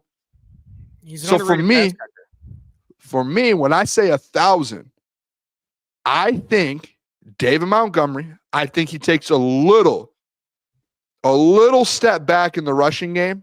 And last year, he almost had about 800 rushing yards in 14 games. If David Montgomery is healthy for a full 17 games, I would bet anything he at least gets 700 to 750 rushing yards for a full 17-game season. What he was in the pass game last year, I can guarantee you they use him again. He's going to get 200 or 300 receiving yards again next year, or this next year. He will. Little Caleb math here. Wasn't in my head because I'm not able to do it in my head. So just these guys right here. If you're saying Gibbs is going to catch for, you want to say 550? If he runs for 17? I wrote it down. 450. 450. Okay, still. And then you have. I did the math. It's 4,200 passing yards. What math did you get, Boone? What did you do? I got 450 for Gibbs. I got 1,400 for Monra. Yeah. I got 1,200 for JMO. Okay. I got 750 for Monty and 925 for Laporta. That is. You did 750 for Monty. It's 250 for Monty. Okay. You added an extra 500. You added an extra 500. Don't worry. Listen. I did the math right, and I made sure I had 4,200 yards, and that leaves. If I think that Jared Goff's gonna get 4,800, 4,850, that leaves about 600 more yards for guys like Tim Patrick, Isaac Tesla, Brock Wright, just kind of those random guys within there. I think that the majority of this offense is going to run through these 5 guys anyways. And I think it's going to take a little bit less out of Tim Patrick like last year. It's going to take less out of guys, those secondary tight ends. And I think these 5 guys are going to be the focal point of this whole, as long as they stay healthy. Yeah. And it's about 4,200 receiving yards total. So it's not like it's, hey, this is impossible. No, it's not. And Sam Laporta, 925. Listen, I think Sam Laporta has a better year than he has the last 2 years. And it's crazy being like, oh, Booner, like this is realistic. 4,200 yards between these 5 guys receiving is not that crazy. It's really not. It's a lot. It's a lot. So who did like Purple's Prince? He said, so in Booner's scenario, Patrick, Tesla, Raymond, Wright don't do much at all, which is reasonable. It's not even it's not even that they don't do much at all. There's still 600 yards left for those 5 guys to get. So let's say like Tim Patrick, 350 yards. Tesla, I don't expect much out of him, 150. Khalif, I don't expect much out of him, 100. All right, there you go. That's your yards. And Brock Wright, okay, get 25 for Brock Wright. Sick. There you go. Okay, that's Goff can throw for 48-25. He could throw for 48-25. Yeah, I mean, look, I do think those complimentary pieces are going to get a little bit more. In the Tim Patricks, the Teslas, not, Brock Wright. Nah. But I do think they will get a little bit more, but I mean, this would be an unreal season. For the maybe it might is a little too much, but I don't think it's that like I think people look at it and like think that I'm saying David Montgomery is going to get 1,000 rushing yards, and Jameer's going to get 2,200 rushing, and Jamo's going to have 1,300 receiving. Like that's not it at all. I take away the rushing, like it's not that crazy. It's basically just saying, hey, Demont's going to have 700 rushing yards, Jameer's going to have 1,800 rushing yards, Jamo's going to have 1,200 receiving. There it is, right there. No, I'll ask you this, Boone. Kind of a betting question. I know we're going to get to our futures later, but if I gave you odds at plus 250, okay, for Jameson Williams to end the season with more yards than Amon-Ra St. Brown, would you take it? No. At plus 250, what if I gave it to you for at plus 315? No, plus 500, I'll take it. Okay. I wanted to Amon-Ra just there because I think that's an interesting conversation. I wouldn't be shocked if it happened because Jamo is just that much more of a playmaker when it talks about like big plays. But Amon-Ra, I mean, this guy gets 120, 100. He had 115 catches last year. Like, would you be shocked if he broke Herman Moore's reception record? I would not. Well, I think it's like 125. I would not be shocked. Yeah, he's going to get his. It doesn't matter who the offensive. It doesn't matter who the offensive coordinator is. He's going to get his no matter what. Especially like a transition year with John Morton trying to figure the offense out, making sure things are still running. Like that's going to be the guy that you kind of lean on, or that Jared Goff's going to lean on. I think that's why I think Sam Laporta has a bigger year, and maybe not 925. It could be like 850, but I think Sam Laporta has a bigger year than he did last year, healthy, and as well as he's kind of in that Amon-Ra boat to where it's, hey, when they are passing the ball, those are going to be the 2 guys that they're really going to lean on. To where Jamo, it's going to be more so, in my opinion, a scripted play. Hey, we need to get Jamo in this position to have a breakout play. So that's how I looked at it. Yeah, I mean, it's totally fair. And I mean, the Caleb math was wrong. When I first did the math, I looked at it. It said 4,700 yards. And I said, Boone is off his fucking rocker right now. He thinks Jared Goff's going to throw for 5,700 yards. But the Caleb math was wrong. So, I mean, yeah, I don't hate it. Like you said, we were both pretty close. I'm kind of a tick down on everyone. But I think, both are fair. And you think this offense regresses? Well, it wouldn't be regressing because I had every single player getting more yards than they did last year. So they'd be getting better statistically. We're playing the numbers game now. They'd be getting better. Okay, fair. All of my players are getting better too. by a good margin. Not really. Actually, Demont's not. Demont is not. Demont's regressing. Yeah, because Demont did. Yeah, I think he had 715 rushing yards last year. You said he caught for around 350. Man, that is something about Monty. And I know we got to switch gears here, but that is something about Monty. Man, he's always been, even in his time in Chicago, he's always been an underrated pass catcher. He has. I mean, but to be fair, I want to pull it up because I just want to make sure it's right. The year before, he had 117. So it was like he didn't really do much. Like it was more so that was just like, and I think one of them was like a big play that added to it. Let me see. I think it doesn't show on ESPN the longest. Yeah, he had a 40. He had a 40-yard catch. Oh no, that was in 2024. Yeah, no, that was the Seattle one. He had a 19-yard catch, 40-yard. That's Seattle one where he trucked that dude. Dude.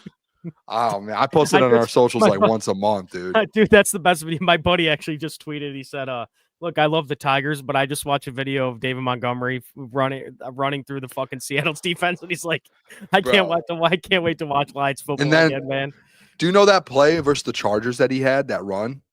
with the JMO up front 75-yard blocking. run. I mean, Yeah, one of the that's greatest runs I think I've ever seen in my life. Yeah, I remember what, dude. That game was fucking crazy live, dude. And Keenan So Allen good. tore us up. What was the final score? 41-38. Yeah, I think Keenan had, what did he have, like 200 yards? I don't know. Yeah, he what's his he name did that won it with us for? in Chicago too when he was in Chicago last year. He had like Yeah. 4 touchdowns. Yeah. Tore us up. We can't stop Keenan Allen. We should have can't. signed Keenan instead of Tim Patrick. Oh, I know hey. he plays in the slot, but Yeah. I mean, to be fair, I've had this argument. And by the way, too, I'm going to bring up 2 things real quick because we're talking about yards. I just want to keep this on record for the season. I told Klotz I'm going to hold him accountable and make sure I remind people throughout the whole year. And I said, when you have a take, and Klotz, if you're listening, when you have a take, you get held responsible. And if it's a really bad take, it really gets held accountable. He said this year Sam Laporta has more yards than Jameson Williams, and he was locked in on it. And that might be one of the more ridiculous things, unless there's an injury. And if they're both healthy 17 games, this guy JMO, it's just JMO's just like he's going to get a 70-yarder, a 50-yarder, a 40. And Laporta's going to get a 10, a 15, 140, a 5. I think I think there's a very legitimate chance that actually I do think this will happen.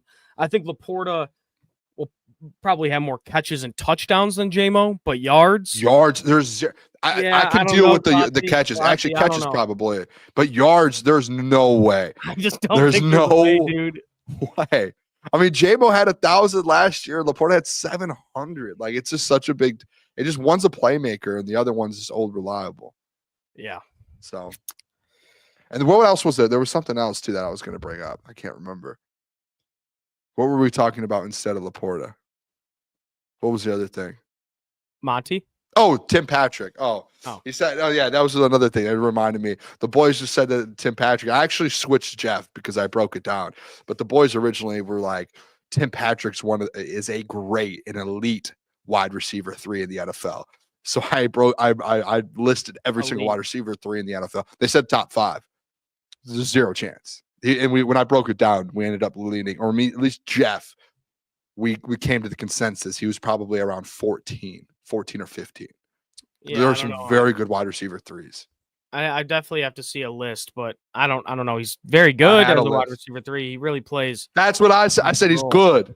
He's good, and he's very great at what he needs to. He's like expected to do. Yeah, good player, Tim Patrick. Good player. All right. We are way behind. We have like 4 segments to do. We still only have like 30 minutes. What do we want to do next here? I guess we can let the chat decide. Caleb, I promise you at some point we will talk Detroit Tigers today. Yes. No, hey. I have you on the show. This is the I would be mad. This is the Booner-thon. I'm here. I'm wherever you want to go with this. I'm all good. I'm excited for this Mount Rushmore. I'm excited to see what the chat has to say. Let's see at the chat. Let's do this. Can I let me put a poll up. Hold on. I got to switch this. Caleb, want to do a poll? Is that fair? Let's do a poll. Let's do a poll. What's next?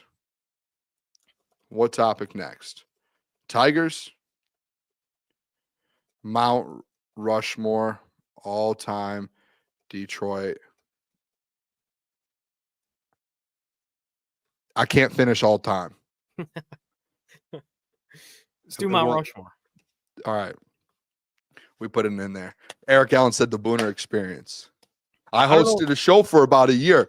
Hey, I tell Jeff all the time, I said, dude, I miss hosting sometimes, man. I love it. It's one of my favorite things. Yeah, I've never done it, and doing it on Saturdays, it's a good time. Did it for a whole year, Woodward Nights, and it's a fun experience. You have full control, and it's just full control. You're the captain of the ship. Yeah, and it's a fun time too. And in the chat, Mike Reed said, "Go over Booner." I don't know. If I'm being honest, I have some things to do after this. I'm working out after this. I've been working out a little bit after shows, a couple times a week. Oh, I'm actually down like 10 pounds almost. Love it, Boone. The last couple weeks. I've been fasting and working out, and I feel like $1 million. Yeah, love it. I remember we were talking about that fasting thing. I think it was last time I came on. So yeah, I did the 24-hour fast, which was cool. I haven't done it since, but then I've been doing the 16 hours every day fast. Boom, boom. Besides maybe weekends, it's a little tough once you. Yeah. But Love it. What's the what do we got for the poll? Oh, I haven't even. Let's see what the poll is. I was just pumped talking to you for real. We have 8 votes in right now. Get your votes in. We have 60 people in there. Get some votes in. Right now, the Tigers is 67%, but there's only 9 votes, so it could really just end up being like 6-2 right now, or something like that. 6-2. Come on now. Chat, you do need a team name as well. Xavier D did say it. You guys do need a team name for your Mount Rushmore. You do. Yep. Well, actually, when we post it, it's just going to be team 1, 2, and 3 because we don't want the people to know whose team's who. It's going to be an anonymous. Is that the word? Anonymous? Anonymous. So no one's going to know. Looks like the Tigers are getting their butts kicked tonight. In the poll, or 4-3? How did they come back? It's 5-3 right now. I did put $5 on Torque home run. Riley Green did hit a triple. He did. And he has all right, let's just do this because I think right now the Tigers are winning. I mean, it's 56-44. You want to let's just talk some Tigers here. Yeah, we'll do it for about 13 minutes. Yeah. Or we'll maybe even a little less. It's going to be quick. I wish we could do more, but I want to make sure we get the Mount Rushmore in. Let's have some Tigers talk here, Caleb. Talk to me about this Tigers team because they are dominant. Still the best team in baseball. Sorry about that. I muted myself. All good. The one question I have for you about this, though, and I actually talked to Chris about it, and when Chris brought it up, he had a different answer, I think, than I liked or that I was expecting. I have a different thought process when it comes to the trade deadline, getting into that contending kind of World Series. I have the thought process, Caleb, to where you need to catch this Dodgers team. You need to find a way. And do you remember how like the Knicks created a team just to beat the Celtics? Yeah. And like that was what I think at the trade deadline, you need to kind of approach the trade deadline, not, hey, what are your own needs? What are your needs to beat the Dodgers? Just the Dodgers. Don't care about anyone else. Like, I think you can beat the Yankees. You can beat all these other teams. I think it's like, all right, look at the Dodgers lineup. Do you need left-handed pitching? Do you need another a right-handed power bat? Like, what do you need to beat that team? That's how I looked at it. And Chris was kind of more so on the side where, yeah, maybe you just add just pitching and you don't need to go get another bat or a third baseman, and you can just use who you already have. What's your mindset with this right now? Because the trade deadline's in 3 weeks. I think it's 3 weeks, the end of July. So this thing's starting to come up a little bit, and I think it's like a hot topic that people need to start talking about a little bit more.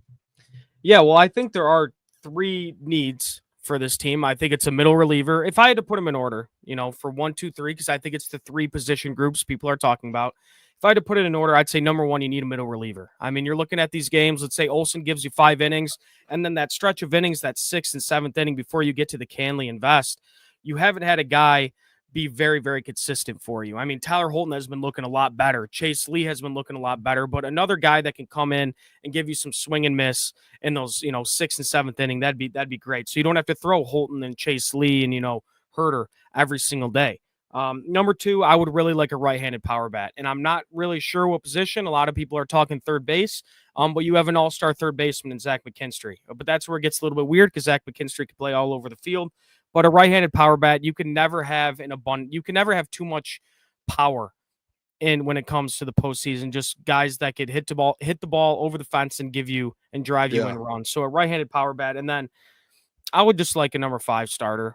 I mean, I think a guy like Flaherty, I think he has the ability to turn things around to an extent as your number 4, but I think a number 5 starter is kind of where I'm at for this team. But I mean, when it comes to specific names and players, that's where baseball's so weird because you look at a team like Boston, for example. They just trade Rafael Devers and they kind of look like, okay, are these guys going to be available? Is Bregman going to be available? Aroldis Chapman?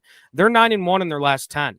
And they're kind of an exciting, they're kind of an exciting young team. So those guys might be off the market. Then you look at another team like the Diamondbacks, who, I mean, there are names on that team that I'd be very interested in. You guys, Merrill Kelly, Zach Gallen. I know they're not having, I know Zach Gallen's not having the best season, but you have Chris Fetter, that could turn a season around. You have a guy like Eugenio Suarez, former Tiger, that you can go out and get that right-handed power bat. So that's where it gets really interesting. You got to monitor a lot of these teams where you got to see if they're going to sell, if they're going to, buy, but it's 3 weeks it's 3 weeks from now. That's where it gets tough because Boston in the next 2 weeks after the All-Star break, they can go 1-9. And then guys like Bregman and Chapman might end up being available. Can you do this for me real quick? Yes, I want you to do this 1 through 3. Rank the 3 positions from 1 being the number 1 that you want to 3 being the worst that you would want the Tigers to trade for. Yeah, if they were like you were guaranteed number 1, and then 2, 3 is like I'm interested to hear your 1 through 3. Well, number 1 is the swing and miss middle reliever. That'd be my number 1. Like I said, just those middle innings in a playoff consensus game. Around Tigers baseball fans right now. Yeah. And number 2, I mean, but that's kind of my far and away number 1. But my number 2 and 3, they're close. I'd go right-handed power bat, and then number 3, I'd go starting pitcher. But there's a world where you get all 3. I don't think, to be honest, moves. I don't think they need it. I a month or a couple weeks ago, Caleb, I was like, you need to get a starting pitcher, like how the Dodgers went and got Flaherty last year. Today, and this is why I think, like you said, things could change so quick, and then in 2 weeks we could all have a different opinion. Teams aren't selling anymore, or teams are selling. I don't think like today you need a starting pitcher anymore. Like if that was going to take away from you getting something else, I think you can like think about, I don't know, like Skubal, Casey Mize, and Flaherty. Though that's a great 1, 2, 3.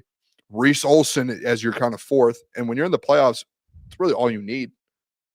You don't need. Yeah, but just down the stretch, I think the more arms, the better. So you can give, I would rather get someone in the bullpen, like to an extra. Get your a middle relief guy, and also get a closer or someone else to be able to like really like solidify that bullpen. And you have your four top dog starters. And one thing, and if Montero can figure this thing out a little bit even more and consistently, now you're really living. Yeah, after the Job injury, whoever's going to be at that 5 spot is going to be your innings eater, whether it's Sawyer Gibson-Long or Kyler Montero, anybody like that. But I haven't heard many people, say this because I've just been hearing you got to pick. There's a chance Scott Harris goes and gets all 3, and not one of them being splash move.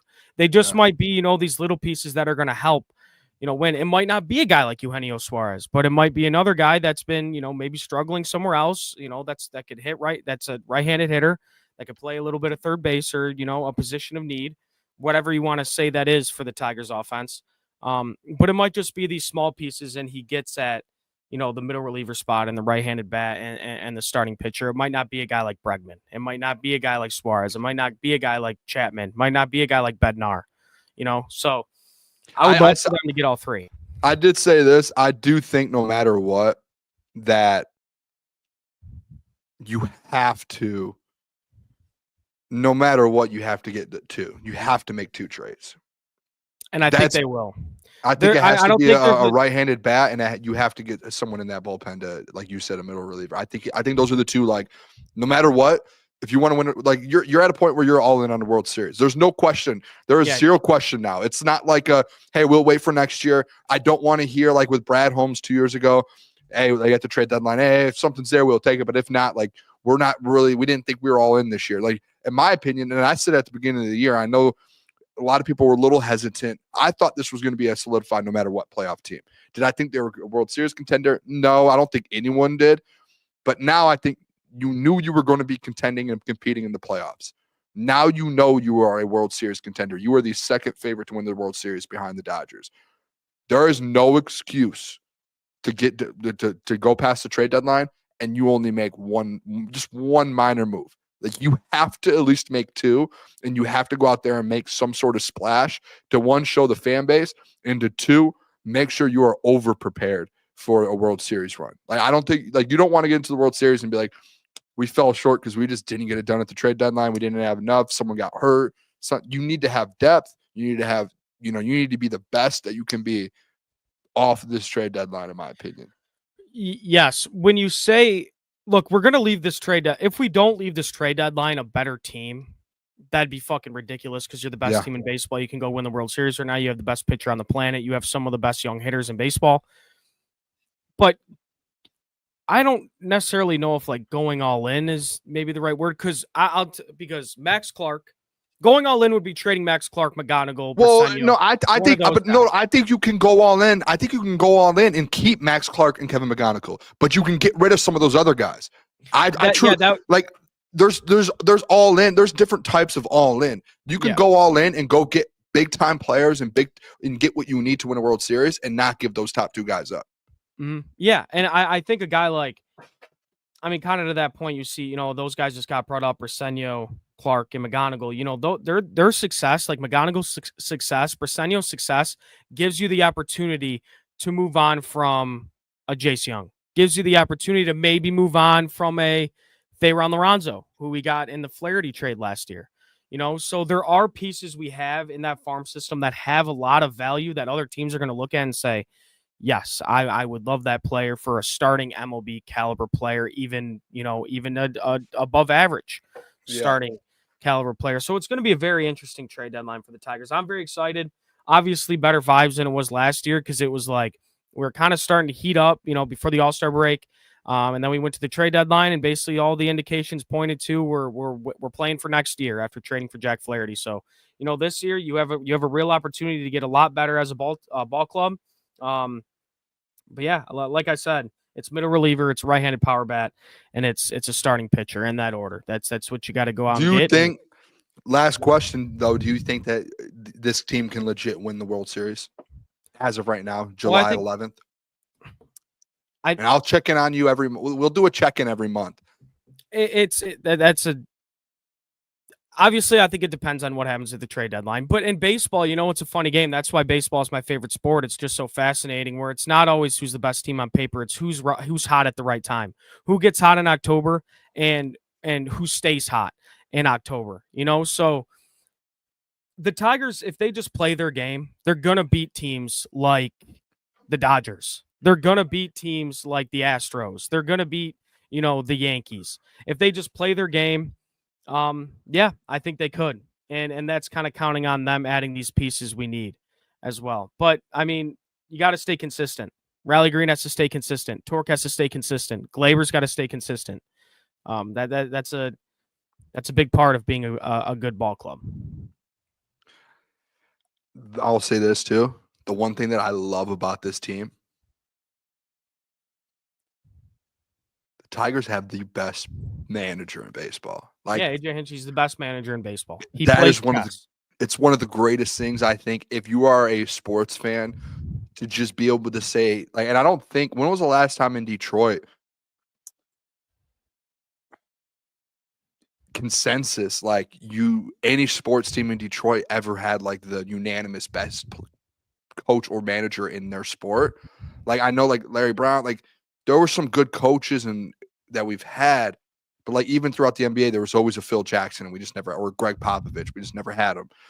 In the NFL, Bill Belichick, whether in hockey, I guess in hockey you can make that argument at one point, but the fact that you're just sitting here and you're we legit, there's not a better manager in baseball than AJ Hinch right now. He's that dude. And everyone in baseball, anyone, even fans around the MLB will literally tell you the same thing. They'll be like, yeah, no, it's AJ Hinch right now.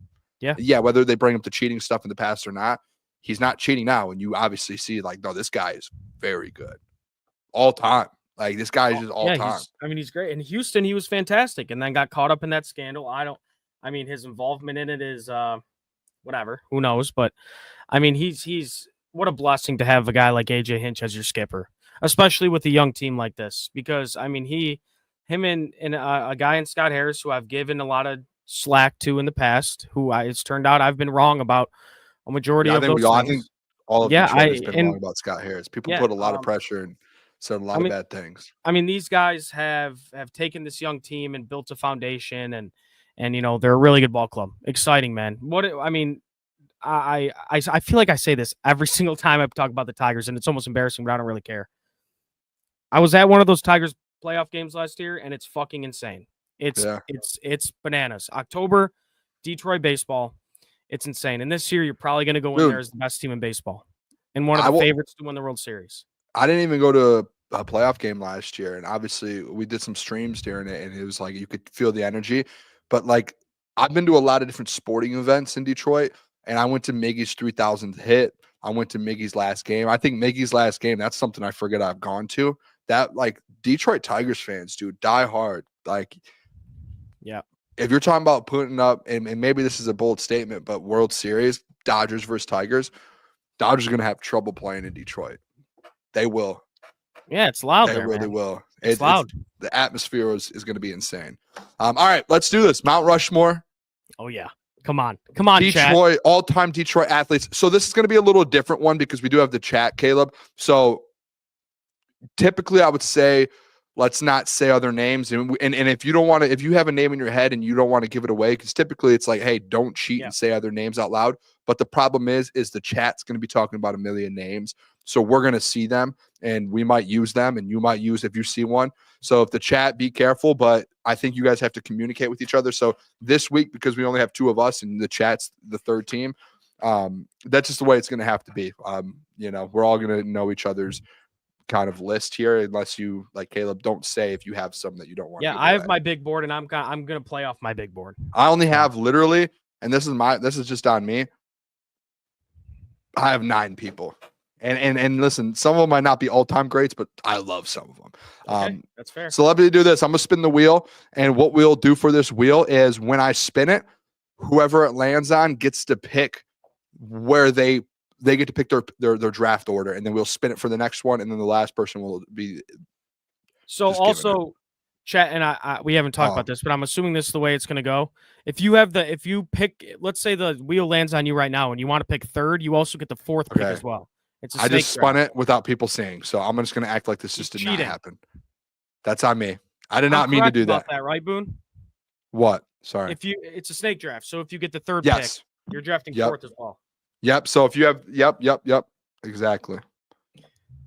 1, 2, 3. 1, 2. And by the way, chat, Mount Rushmore has 4 people, presidents. Yes, but so in you this get case, 4. So you get 4 picks. Detroit sports figures. 3. I did have to look that up before. Boone, quick trivia question: where is Mount Rushmore? North Dakota. Nice. Didn't know that. Had the guy I coached for at Saginaw for the longest. Shout out Randy Baruth. Shout out. He was from there, so I heard a lot about it. All right, first spin here. I'm hoping it's me or you, so we're able to just pick, so we don't have to see that this kind of go through that with the chat. All right, what pick do you want, Caleb? I'll go number 3. I'll take 3rd, and I'm going to take pick 3 and 4. 3, Caleb. All right, I'll remove you.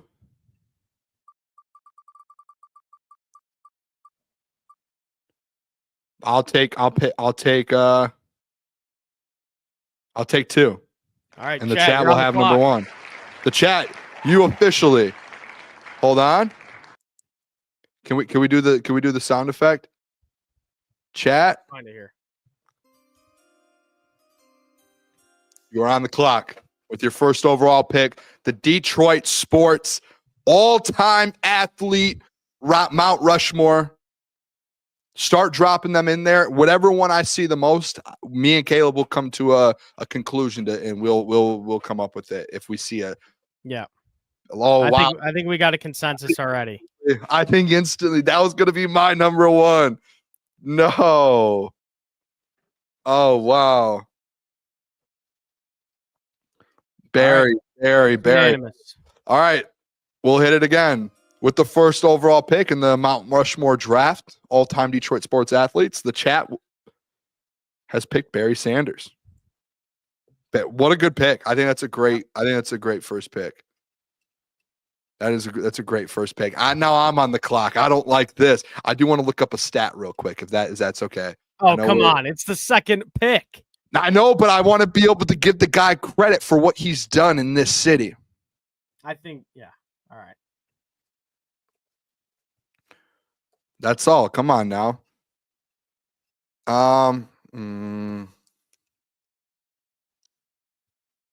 30 seconds, the chat's saying. No, Booner, you have 30 seconds. 30 seconds. I like it. With the 2nd overall pick in the Mount Rushmore all-time Detroit sports athlete draft, I will be taking Detroit Red Wings. Yeah. Gordie Howe. It's the right pick. Give me Gordie Howe. It's the right pick. Give me Gordie Howe. Now, Caleb, you have back-to-back picks here for the Mount Rushmore. Hey, all right. I'm not tipping any of my picks, but hey, the last Mount Rushmore we did, maybe it was a bad one. Took Jackie Moon. Not a real person. All-time great coaches. He was coach, player, GM, owner. I mean, you don't get better than that. All right. So I have pick 3 and 4. So for my first round pick, I'm going with the guy on the shirt. I'm going Zeke. That's a great Isaiah pick. Thomas. Isaiah Thomas, 2 NBA championships. He's the heart and soul of the bad boys. And then on the turn, give me Mr. Tiger. Give me Al Kaline. Wow. Give me Al Kaline. At number 4, he won a World Series here. Al Kaline. Wow. Zeke and Al Kaline. It doesn't get much better than that. Doesn't get much better than that. Now it's your pick. So I have Gordie Howe. And I think one thing we got to be cautious of is kind of being diverse in the sports. Yeah. You know, you can't go because there's a lot of Red Wings legends here. I'm gonna do this. Oh, I'm stuck between 2 guys right now, and this is my worst fear because the chat has back-to-back, so they could easily steal one of these 2. Yeah, that's where it gets tough. I don't know. I'm gonna go with my second overall pick. This might be a big one. I'm gonna go Miguel Cabrera. Wow. All right. I'm going Miguel Cabrera. I don't know if that's just not. I think Miguel's one of, and this is where I think some of our lists may differ a little bit. I just lived watching Miguel. That was in my lifetime, I saw him play that whole time. And I know a lot of people would be like, well, there might have been better player. He's one of the greatest right-handed batters of all time. Yeah. In baseball. I got to see this man hit 3,000 hit. I've got to see his last game. He's an all-time great to me. So I like my list so far. Gordie Howe, Miguel Cabrera. I think that's an unbelievable list. I see Xavier D wanted. It looks like he wanted him. All right, chat. You have back-to-back picks now. You guys are back-to-back here. Crazy Clown said Glaber. No, I think Glaber, that might be an error or a strikeout. He just did in real time. All right, chat. Cobb Just put your guys' first one here. Let's see the first one here. Let's see. I saw a couple Ty Cobbs before. I have seen a lot of Ty Cobb so far. Cobb and Stevie. Another Cobb and Stevie. All right. Yep. Cobb and Stevie right now. Cobb and Stevie. Phil said it. If other chat members, if you're good with Ty Cobb and Steve Yzerman, put it in there. I got another Cobb and Stevie. Another one. Xavier and Eric Allen. So we have 3 of them so far. We got to wait for a couple people to vote here. Coach Walk said that sounds good. A couple more people, and we'll. But you guys get GM Stevie Y. You don't get player Stevie Y. Oh, no, don't do that to them. Josh Reynolds and Kendall Vildor. That's a good one. Etienne's a Rams guy. He's an LA kid. You guys want to lock in? Are you guys good to chat? Are you guys good with Ty Cobb, Steve Yzerman? So their first 3 picks would be Barry, Stevie Y, and Ty Cobb. Ty Cobb, I think, a great baseball player. I think known bad dude. I think just back in the day, bad dude, but great baseball player. Lock it in. The chat officially picks Ty Cobb, Steve Yzerman, Stevie Y. All right. Your pick, and if I'm hoping because I have the turn next time too, and that rounds off my team. So if you take one of my guys, I'm pretty pissed. My pick's already locked in. I said, all right, let's hear it. I said my last pick when I had Miguel Cabrera, I was between Miguel Cabrera and this player. Mm-hmm. For my 3rd overall pick, I will be selecting a Detroit Lions player. It will not be Jared Goff.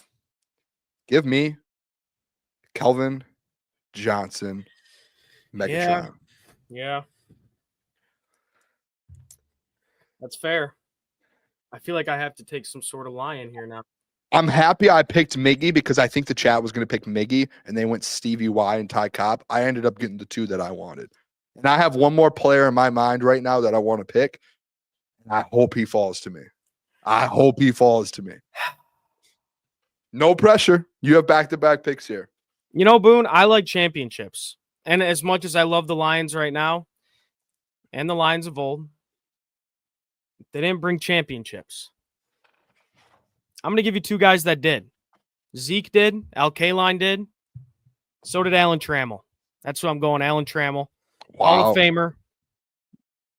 Shortstop for the World Series team in '84. And this one's going to be controversial. It's going to be controversial, and the chat might not like it. And we make the graphic, they might not like it either, but I'm passing up on the Lions. I'm going 2 Tigers, 2 Pistons, because these guys win championships. Don't take my – if you take my guy.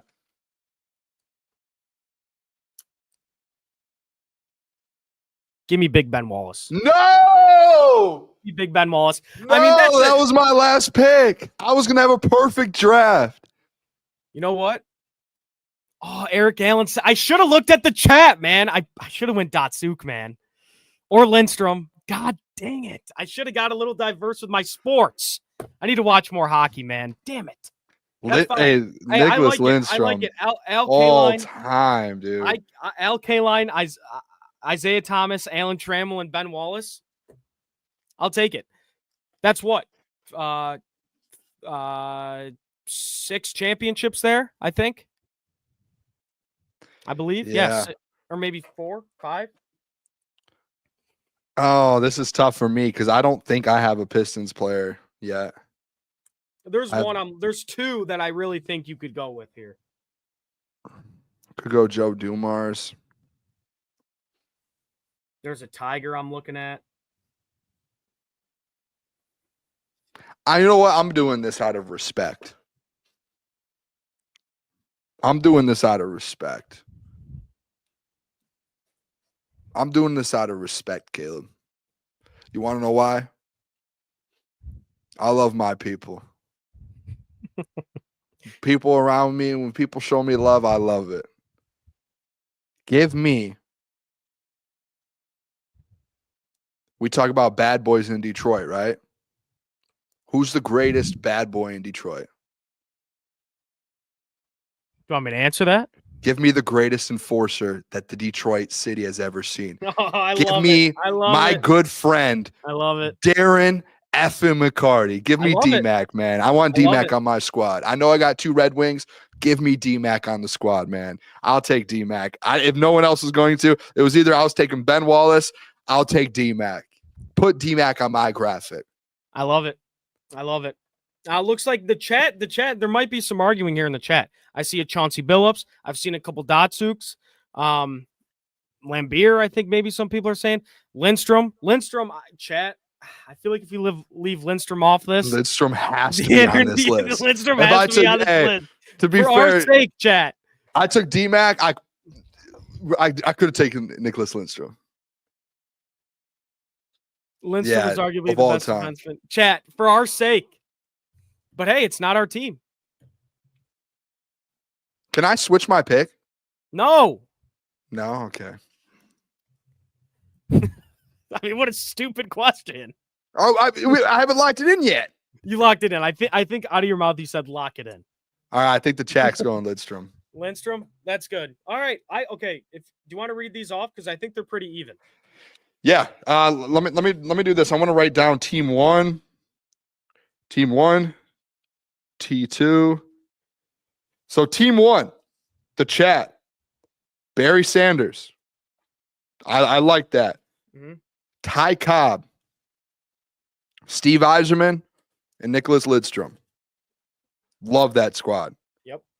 Team 2, Booner, Gordie Howe, Miguel Cabrera, Kelvin Johnson, and the enforcer, Darren McCarty. Team 3, Isaiah Thomas, Al Kaline, Alan Trammell, and Ben Wallace. Now I want to ask the chat this, and Caleb, honorable mentions. Who do we think that should have been on this list got left off? I think Datsuk's a good one. I mean, Big Shot. I do think Chauncey, Finals MVP. I do think as well. Justin Verlander, Joe Dumars. Joe Dumars, Justin Verlander, Bill Lambier. Verlander, yeah. I mean, the only two like kind of current guys I had Skubal and Sewell. I don't think I would have picked a current guy. But you couldn't have. You couldn't have. I think you have to wait that's all time. Zetterberg, maybe. Yeah, that's a good one. Fedorov. But I think those are good. And I think Lindstrom was a steal for that last pick. I think maybe Vecchio. Yeah, that's a good one. Let me ask you this, Boone. I think Gordie Howe has 4 Stanley Cups. Miggy has 0. Yep. Calvin has 0. D-Mac has 4. Yeah, D-Mac has 4. I have 8 championships. You have 8. How many do you have? But mine are spaced out throughout the sports I have. So Zeke has 2. 2. Trammell has 1. Ben has 1. And who was my last guy? You have K-Line, Zeke. And he has 1. You have 5. I have 8 and you have 5. The chat has Barry 0. How many does Ty Cobb have? 1? Ty Cobb, he might.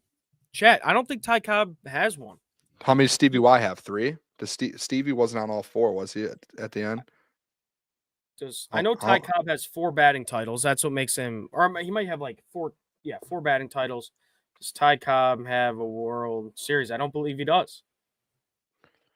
He does not have 1. So he doesn't have 1. So Pudge is a great one. I think Yzerman has 3. Lidstrom has 4. So the chat has 7. I have 8. I have the most champ rings. Okay, that's fair. I have the. Where you were about. I know what you were going to do. You were going to be like, Booner, you were trying to call me out for not having championship players, and you beat me to the punch. I have the most championships out of any of the teams. You do, but mine are scattered throughout 2 sports. Yours is 1. You have a couple guys that have 1. I have multiple guys with multiple. It's diversity. I have 2 different eras. I have 4. I have 4 different eras. I have more than 4 eras of championships. Okay, congrats. I have 8 championships. How many do you have? You have the least amount of championships out of any of those 3 teams. That's fair. Yeah, there's no questions at that point. Eric Allen, I did not know that Ty Cobb has 12 AL batters. That's ridiculous. That's insane.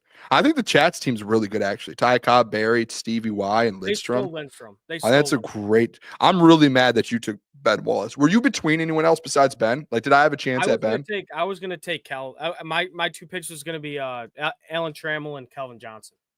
So I wouldn't have. I would. Okay, so I guess for me it was would I have rather had Calvin or Ben? I guess I made the right decision. Yeah. I like the D-Mac thing too. I think one of the biggest things I love about D-Mac is that since he's been retired and done, like he's with Woodward now, but like he's just in the city. Like he's from Canada. He grew up a Wings fan, but he like grew up in Canada, and like Detroit is now his home. And it's like how many guys like of these guys do you see still living in Detroit? Like a lot of them are in Detroit, but they live somewhere else. And like D-Mac doesn't like move to Florida. Not like he is in Detroit year round. It's like, do any of these other guys do that? I don't think so. Man. No, I think he is like definition of what this city is about in Detroit. That's why I was like, you would be like, maybe he wasn't the greatest player ever, but I mean, he's known for one of the biggest moments in Detroit sports history with Fight Night at the Joe.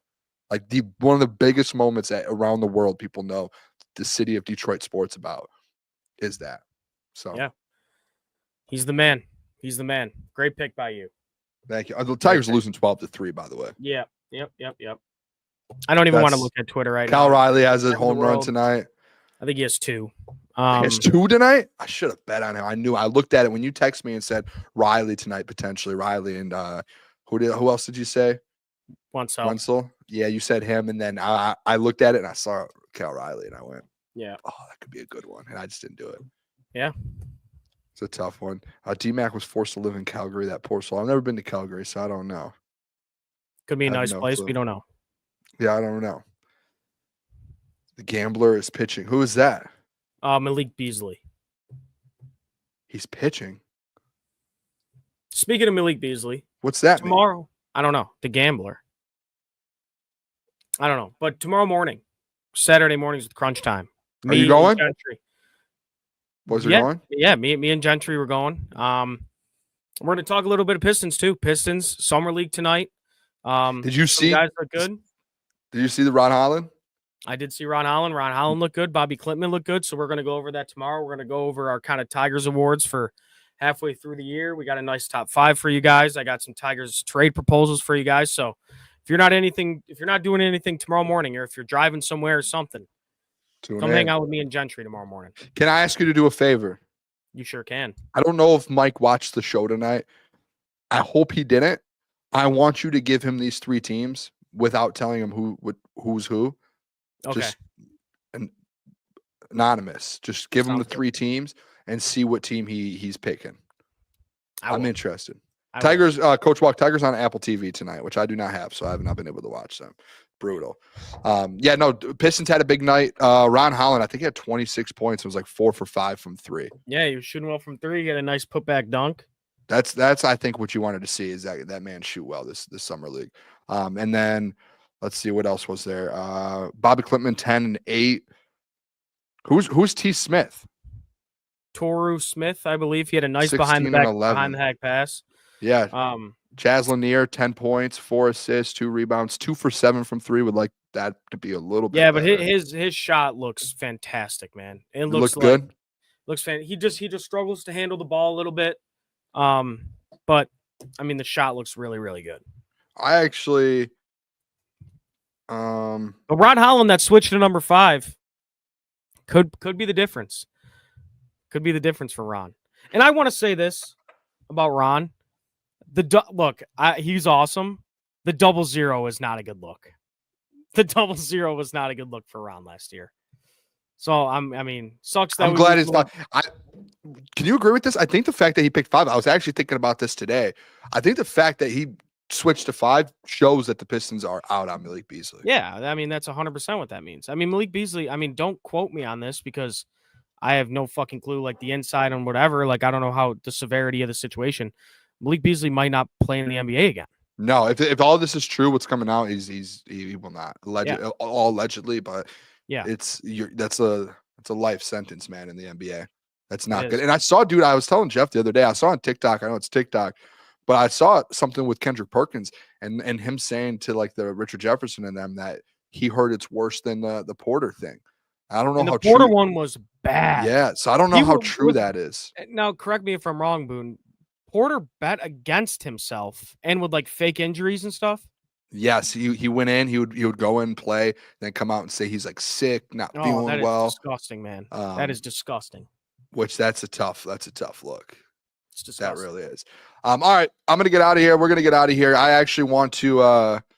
I want to work out, and then my boy Alex too. He plays tonight at 11 for the Warriors, so I want to make sure I go watch that. So hey, appreciate everyone tuning in. Make sure tomorrow morning, first I'll hit the like button, subscribe to the channel. Tomorrow morning at 10 o'clock, I believe, is that when you guys are running, Caleb? Yes, sir. 10 o'clock. 10 a.m. The fellows will be live for crunch time on the Saturdays in the morning there. Things will be rolling. I'll be tuned into that as well. I'm going to be working tomorrow, so I'll be tuned in the chat, talking, pumped up to hear what hopefully Gentry has to say about those teams, the Mount Rushmore teams. And then we'll get a graphic at some point over the next week. We'll put that out. You guys will be able to vote. Obviously, the chat will probably there is no Coach Booner yet, Coach Walk. I don't have the game yet. So as soon as I get the game, maybe next weekend, maybe over the next weekend, I'll get the game. Next Friday, we'll run a Coach Booner. And I want to make sure we promote that a little bit better because we didn't promote that much tonight. So we'll see you guys later. Have a safe weekend. Yes. Have a little fun, though. Get out there, have some fun. There's some UFC, there's some fights, NBA Summer League. Tigers tomorrow, home again. Sunday, home. Big weekend in Detroit. Love you guys. We will see you tomorrow, 10 a.m. Peace. Love you guys. Peace.